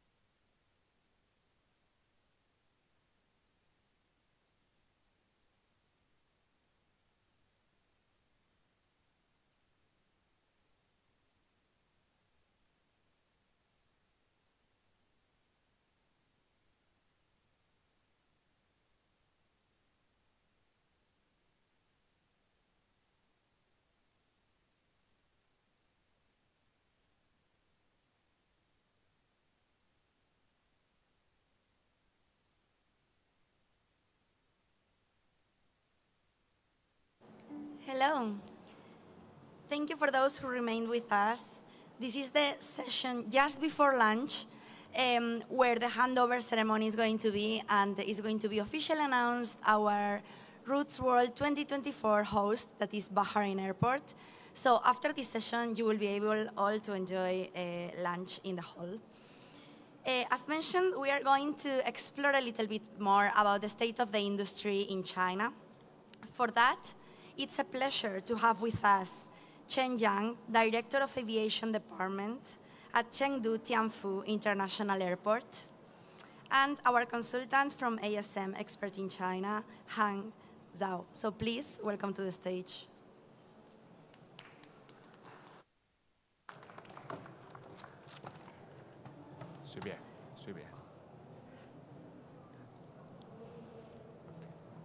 Thank you. Okay, we can see the monitor. That's perfect. Thank you. Right. Welcome, everybody, to our session here. It's really a pleasure to stand on the stage again in Istanbul, World Roots, and also have a really great opportunity here with Ms. Chen to talk about a little bit of China market and our outlook on the future of the China market development. So again, thank you so much, everyone. Should we just starting with the session? Yes. But before I had a little conversation with Ms. Chen, I probably just go through some general background. What is the current stage of the China market at the moment, especially toward into the international market of China. So, yeah. So in general, we did a little bit of analyze on the market and look at the data. The current demand of the market is recovered really well in the domestic market. 120% plus is achieved by the demand of the domestic traveling, and only 40% demand has been recovered. It's quite reflecting on the capacity recovery as well. The international recovered about 100%, and the domestic is achieved more high level of the recovery, is 110 something. To follow on this stage, we had a really beautiful connection back to the network regarding on a destination countryside, and they had estimated that at the end of this year, the connecting of the network will grow above 90% than comparing to the pre-pandemic level in 2019.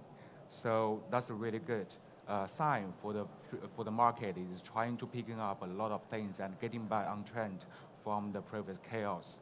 We're just having a really great national holidays before we come to here to join the conference. And according to the statistics from the CAAC, saying that it's more than 20 million passengers have been taking on air travels during the holidays. So we've been observed that from the last 3 years, especially the 2022, is quite difficult and depressed from the China traveling market. And now it's still got a demand for traveling, but all the demand is quite focusing, unfortunately, at the domestic market at the moment. We do have the challenges on the recovery for the future on the international. But however, probably later, me and Chen will be figuring out a little bit more on how we to, what is the challenge, how we to overview on the future of the China market development. So the international traffic capacity is recovering really slow. Until July and August, the 40% recovery has been achieved. Moving on to the third quarter, which we just been here, October, is more like a 50%, half of the level to 2019 level. So the monthly shows the future growth towards to the end of the year will be still expecting. Most of the airlines is giving their estimations on the recovery of the international capacity to 80%. To about 90%. Some of the carriers we have the distinguished list out on the market recovery in this whole year about the expectations for the next year. We have challenges on the destinations. Different regions have different problems. North America is the most challenging one. 6% capacity has only recovered comparing to 2019.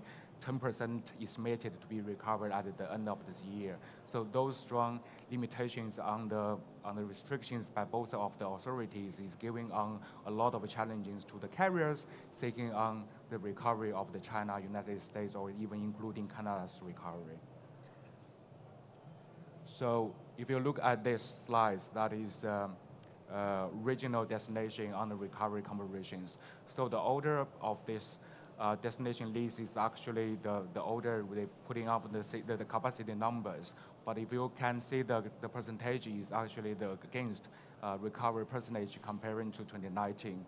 We will say that the regional comes back actually quicker than the long haul. Is not only from the confidence from the airlines, it's also the confidence from the general traveling is not coming back yet for long, especially for long haul. But however, they do have a really beautiful recovery on the UAE routes in the recovery. On the left hand, we have the long haul destination country market against the recovery status as well.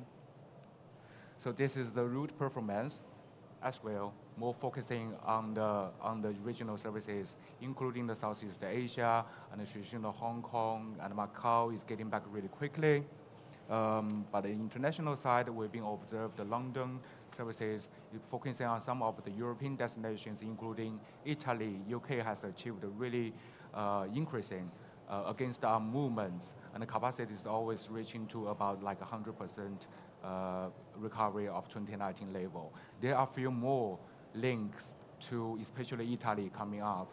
They have Zhengzhou Milan is announced to operation. We're going to have Wenzhou Milan is coming up. So Italy, again, among the rest of the European markets, getting back on track really quickly from China.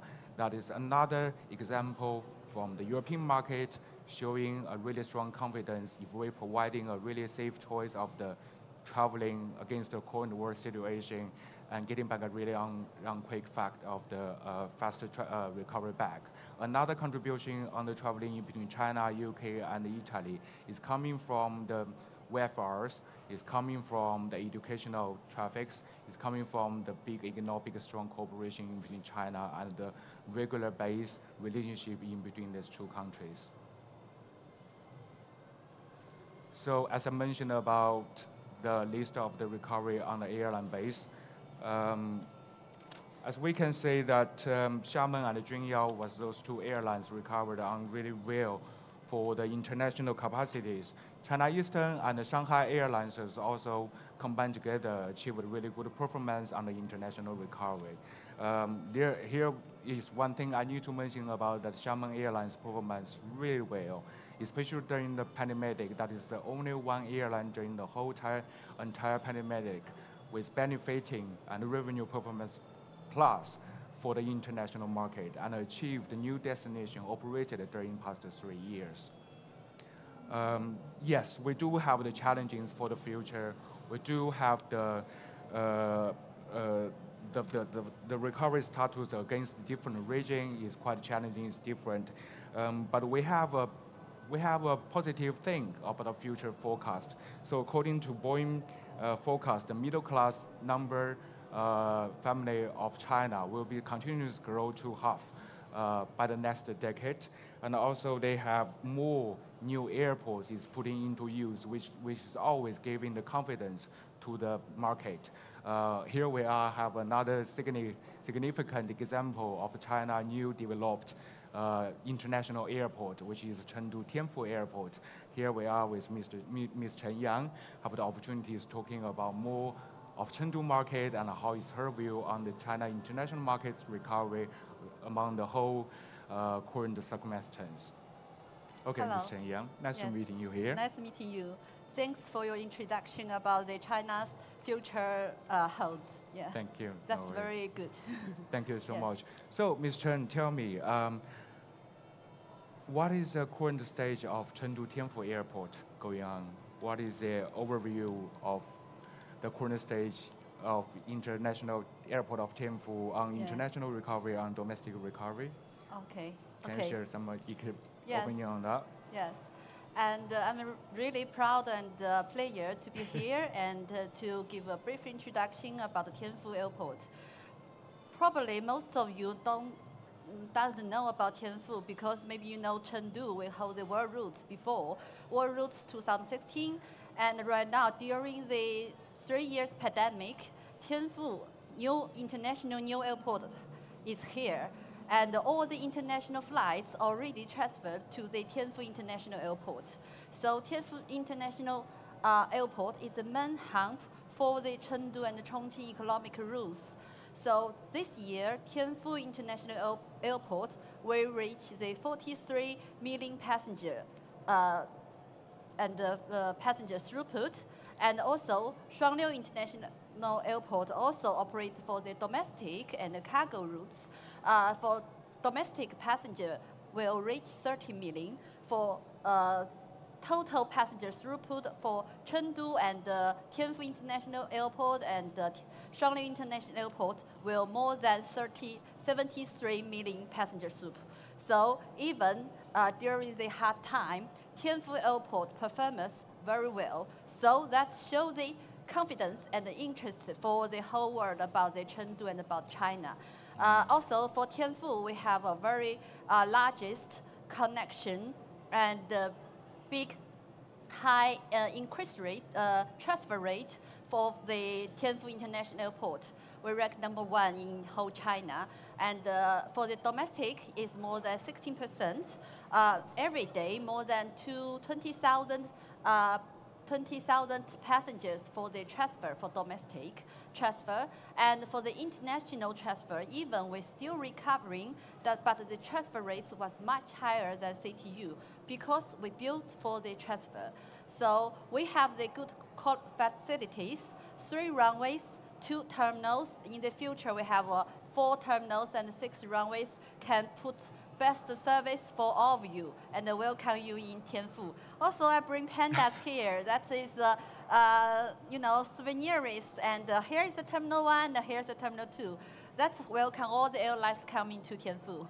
Yeah. Thank you, Chen Yang. It's fabulous. It's really great to understand the market and understand your facilities towarding on the new market, on the new airport of the traditional market. Everybody, I believe, the audience here, we've been enjoyed their time in Chengdu in before, and I love the city. So the Chengdu New Tianfu Airport, you were giving some numbers against your recovery on the passenger levels, on your international ambitions. So that's great to know, but it's always happy from the audience side to understand more about your plan, especially on the international market.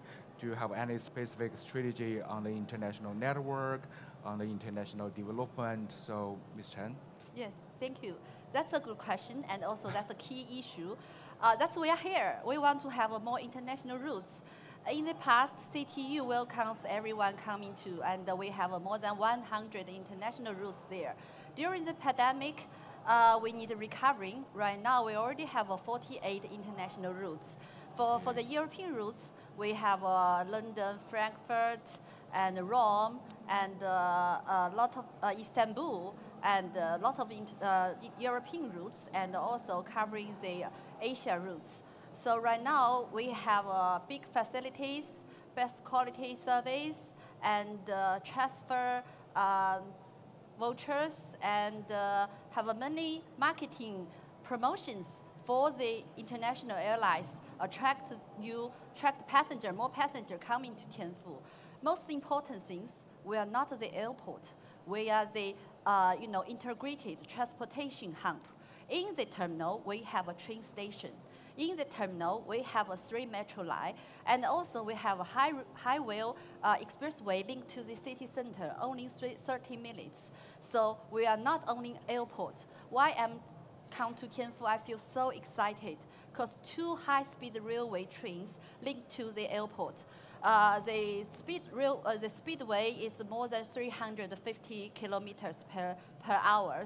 So we link to the Chongqing and Chengdu, and also other destinations in our catchment area. Choose Chengdu, choose link to the central west of China. We are hub of the central west of China, also hub of China. We have 179 domestic routes, and for every hour we have the major routes, Chengdu to Beijing, Shanghai, and Guangzhou, easy for the transfer. Also, we do the international transfer from the international routes to domestic, and also transfer to the Asia Pacific. That is our already built the hub. And also, for the CTU, the transfer rates was not very high because we don't have a back structure. But in Tianfu, we have a very fully functioning back structure for help airlines do the transfer. Choose Chengdu, just link to the whole China. That's really good. I love the expresses of Ms. Chen. Love her market. I love her airport. You're proud with your facilities, providing to the carriers on their operation, make more smoothly operation from international to domestic, better building up comparing to Shanghai airports.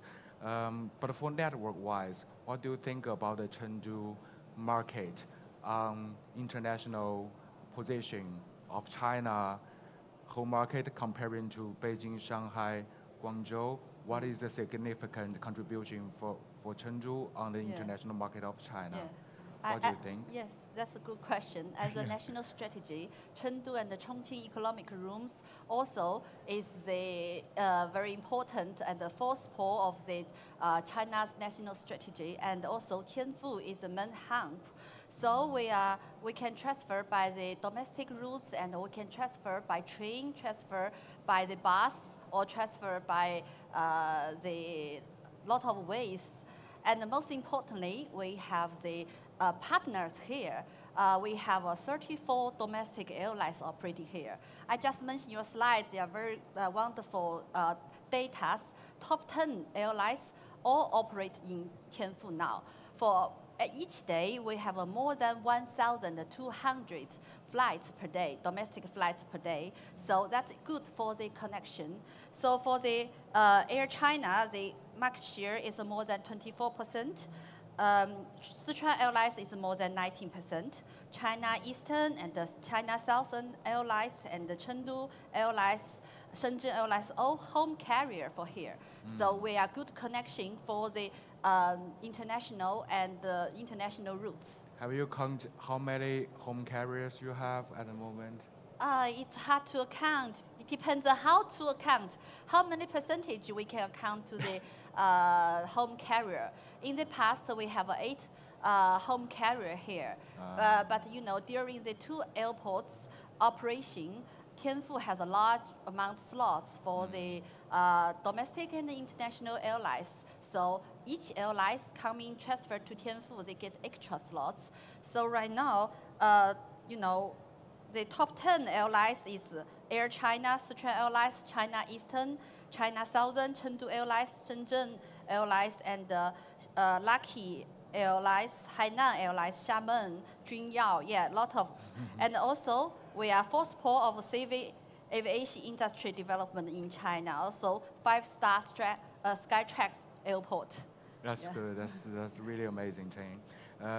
Another question from me is, we talk about the challenges. We know the Tianfu New Airport just put into use on operation during the pandemic. But this airport is actually dedicated for all the international links from Chengdu to the world. I believe that must be have challenges to move the internationals from old airport to the new airport. So how is the progress now? How's right now everything is very good, operate very well. Maybe because all the international flights transferred this year since March, and so that is a tough time because airports everything is apply again, and for the slots, for the traffic rights, for the land permission, but everything so very smooth and very stable. So Tianfu Airport and the Shanghai Airport, we are one team to help to support all the airlines and the passengers. And the most important things, we have the special staff for team for helping airlines to do the domestic and international transfer. That is a long-term service for all the international airlines for the building the domestic network or the transit market for the international airlines. And the most important things, it's hard time that why I'm here, because most of people doesn't know that about Tianfu. They will ask me question, where's the Tianfu? I say in Chengdu, because we have a during pandemic, we cannot go out, we cannot promote. So that one here, just want to promote Tianfu Airport. Just let everyone knows that we are Chengdu Airport. Chengdu, Shuangliu, and Tianfu will operate as one airport. So Shuangliu Airport coming to Tianfu, it's very easy. We have a train, number 19, just 30 minutes can travel to Tianfu Airport. Now Shuangliu has more than 500 flights per day, and also Tianfu is 1,200 flights per day. And the two airports operated by the one group, and they can link by train very fast. Oh, thanks, Chen. Yes. Thanks, Ms. Chen, to introduce about this. So followed by the question about the challenges facing on the international recovery. Domestic recovery is already being there, is already done. Do you think the market support is still plays important role on the international market recovery for the future? We really hope have more international routes for recovering the market, for helping people to have a more bridge to link the world. Yes. Okay. All right. Okay. So we talk about the position of Chengdu as group of cities really important in the southwest China. We talk about your ambitions about the TFU. So in general, I've been mentioning about some data and forecast for the future recovery of the international market from China. So you have confidence on that, right? From perspective from Sichuan. Yeah, definitely. We are fully confident because Sichuan has a 90 million population, and also we are center of central west of China, and we have a big catchment area. We have 179 domestic routes covering the whole China, and the catchment area population is 500 million. That's true because China is big, large population country. So everyone wants eager to go abroad to link the world again. So we hope we have more international routes, can bring more passengers coming to Tianfu and transfer to all over the China and also to Asia Pacific. Okay. Yeah. I think that's all my question would like to ask you. So if you have any further things would like to express to the audience about the market of China, the market of Chengdu, the market of Tianfu? Yes. Also, welcome everyone in Chengdu, experience the city in a person. That's the first invitation. The second, definitely, we are, provide a lot of best qualities service for you, and also we have a marketing events for the newly routes. Also, we have a 70-hour visa-free policies for all the passengers. Most important things, we have a big amount of catchment area, and so we fully confidence about the China market. Okay. The most important things, seize the opportunity in advance. Thank you. Thank you, Ms. Chen. That's Thank really you. nice. We need to wrap it up here. Thank you for everyone. Thank you for everyone's time. Thank you for the audience. Thank you. Yeah. Yes, thank you. Yeah.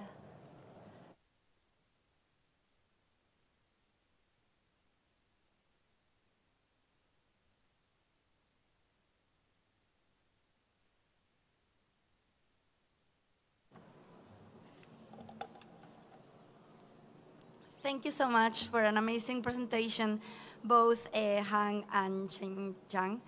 We really enjoyed it. I think we have a much more clear picture about China, and of course we will visit you at Chengdu Tianfu International Airport. We have our handover lunch now. As I said, our future host, Bahrain International Airport, will host that, and then we will come back straight after at 13:40. 20 to 2, so I wait here for all of you. Thank you so much for those who attended. Thank you.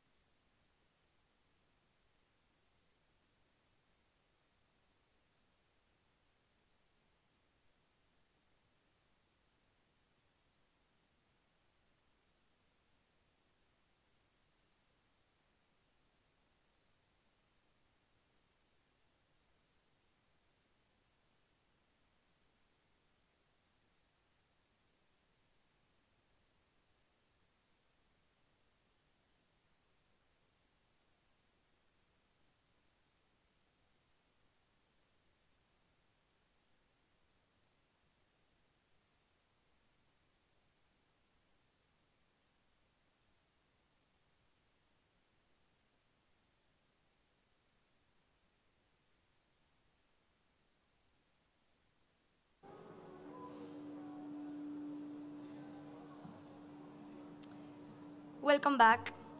I hope you enjoy lunch and you are excited as well for our next destination of Roots World 2024 in Bahrain. Our last session of the day is a very excited one, and it's called All You Need to Know from and Dubai Corporation for Tourism and Commerce Marketing. Our speaker, Shahab Shanian, Senior Manager from Asia and Turkey, International Operations Department, is going to brief us into that. Thank you so much.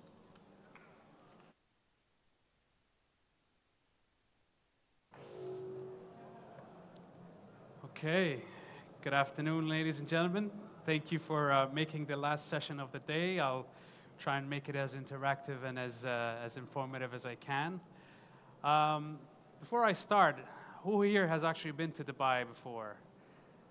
1, 2, 3, okay, 4, perfect. So we'll get a little chance to maybe talk about some new things that have happened in Dubai and introduce Dubai again to some people who haven't been there before. So, to kick things off, I'd like to talk about some of the numbers and our performance over the last few years, particularly looking at the 2023 year to date. We see that Dubai has had an amazing comeback since the pandemic. And year to date, we're looking at around 9.8 million overnight visitation overall. We're actually above pre-pandemic levels by 3% and about 22% over last year.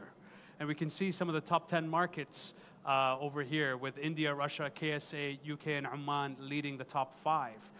Now, essentially, what this means is that Dubai is actually above and beyond what the global average is, which is around 70% of pre-pandemic levels. And we're about 103% of pandemic levels.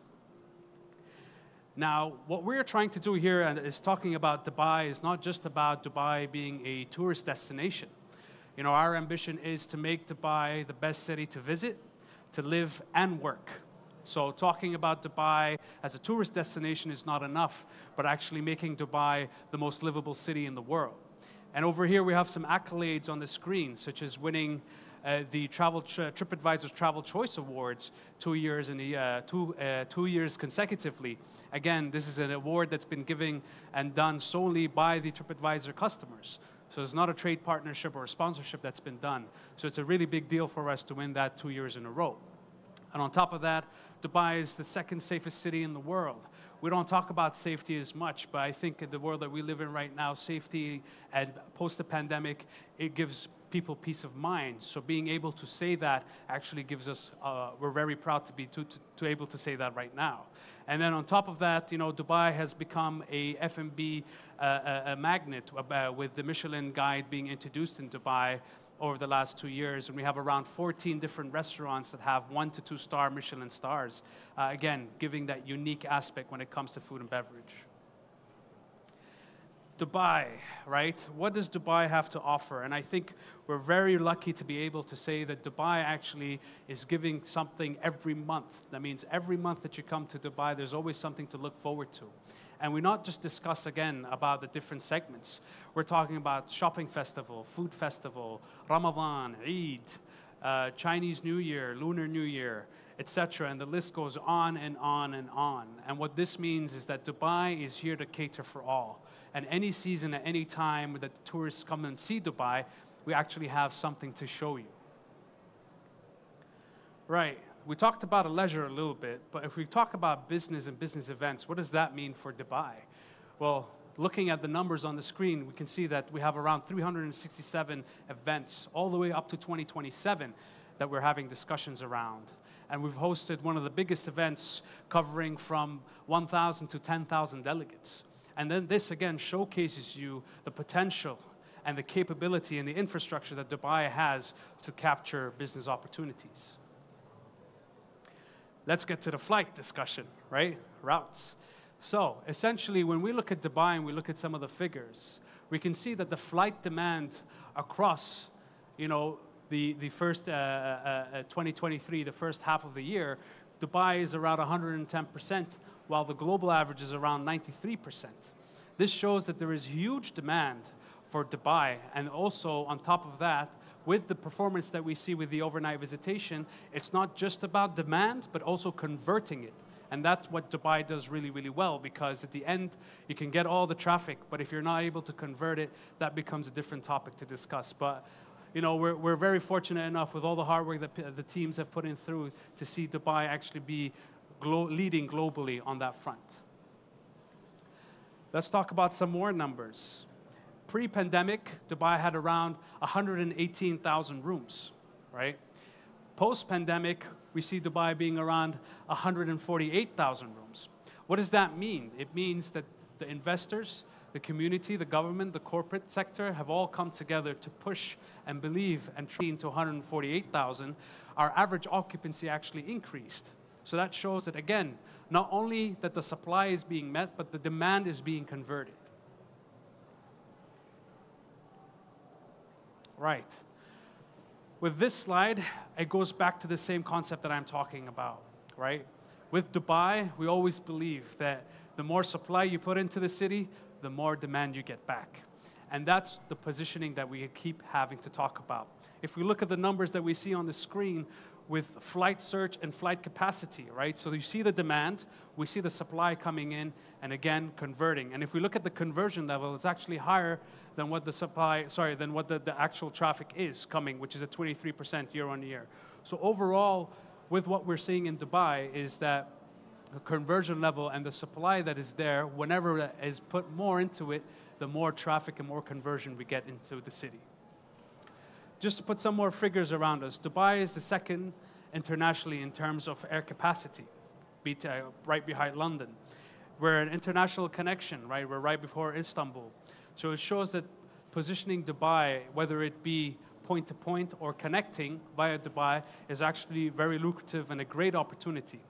We even see in terms of international air traffic, Dubai is ranked 4th.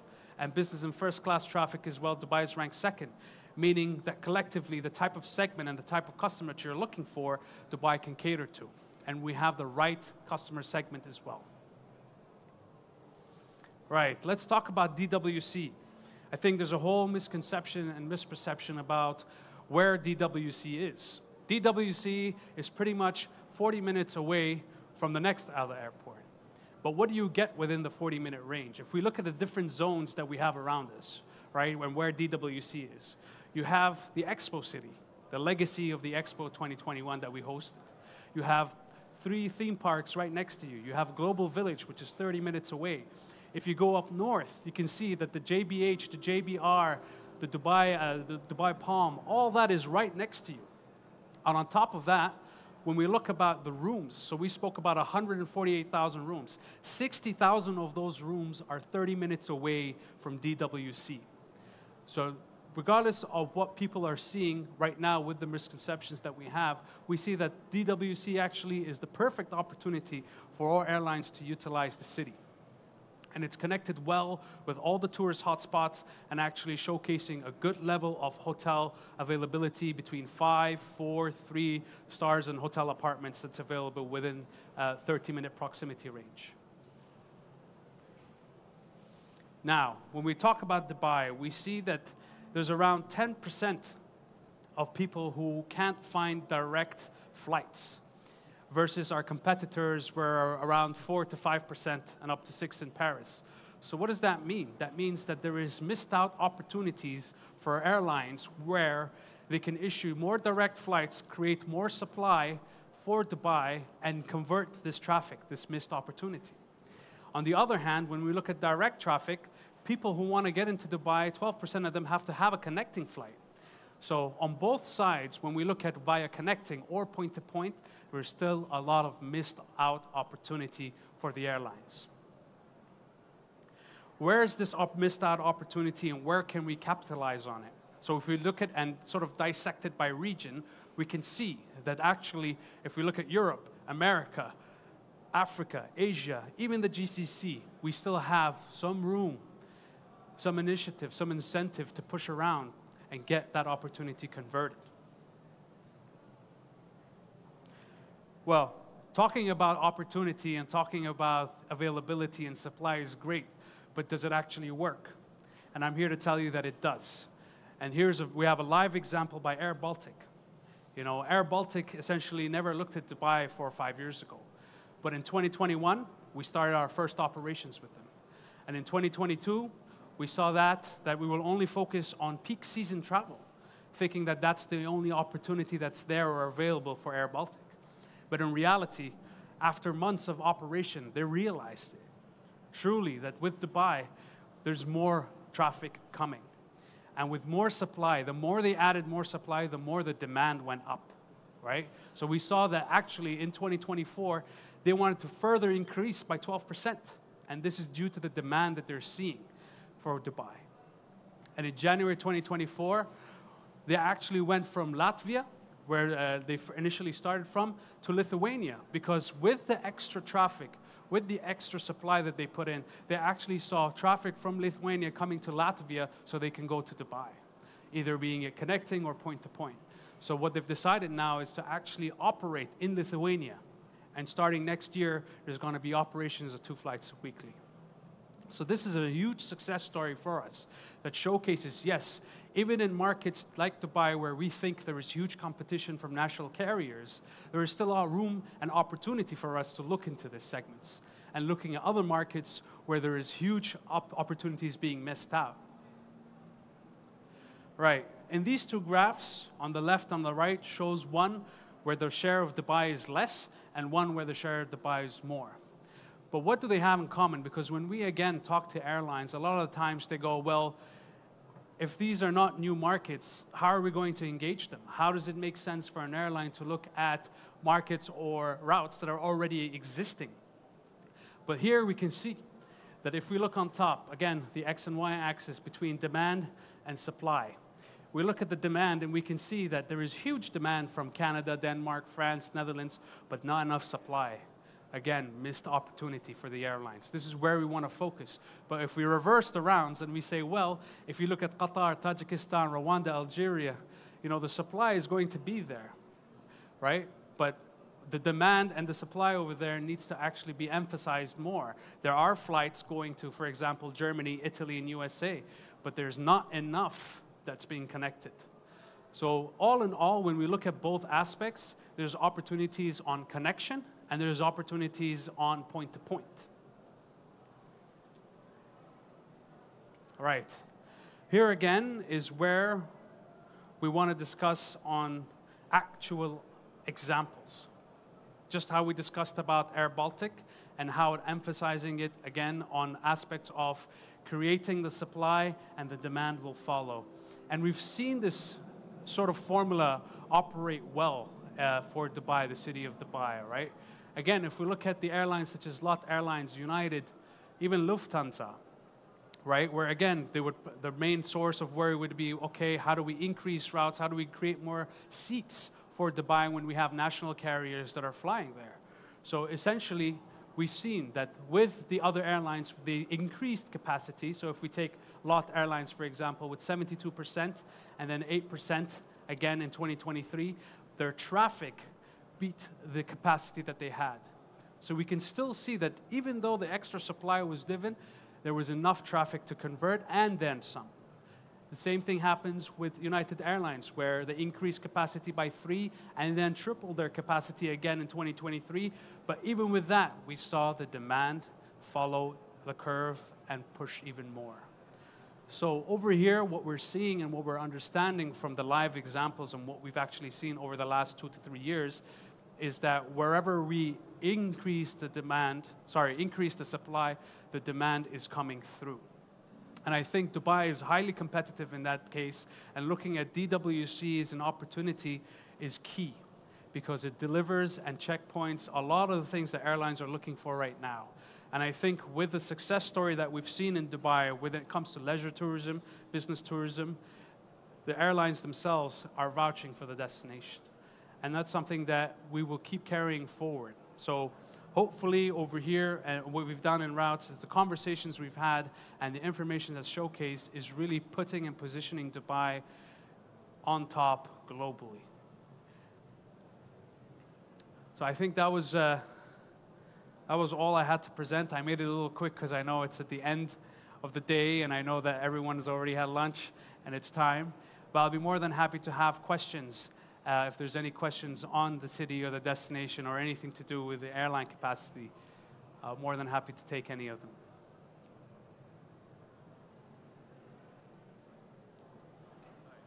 Hi, this is Martin. I'm actually from Germany. We heard from Emirates that they're pretty much wanting to, let's put it politely, reduce Lufthansa action out of Germany and drive it back to Emirates. Isn't that kind of contradictory with your own goals for tourism? I think with what Emirates, first of all, I mean, I can't comment on what Emirates has said. I think us as a destination, what we're prioritizing now is making sure that the carriers are well aware of what we have. And you're talking about Lufthansa, and I think what we had on the screen earlier on actually showed the growth of Lufthansa over the last 2 years with increased capacity of 85, so big jump. So I think in terms of allowing Lufthansa to fly and the bilateral relations that we have are actually quite healthy, and their performance is doing quite well. Thank you. Any other questions?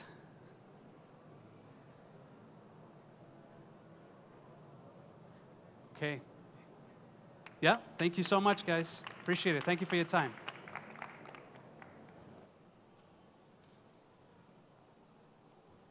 Thank you so much, Shahab, for an amazing presentation. Shukran. So with this excellent speaker, actually, we are going to finalize the conference program for Roots World 2023. As mentioned, it's sponsored by Airbus and Expedia, our platinum sponsors, and then Cavan Aviation, Heated, and Boeing, our gold sponsors. Thank you so much for everyone who was here and during this, along these 3 days. It was great to have you on board. We have a QR code at the end of the presentation to rate it. I think Shahab deserves a good rating, so please contribute to that. And yeah, saying this, I really look forward to seeing you in the next regionals next year, or if not, in Bahrain in 2024. Thank you so much.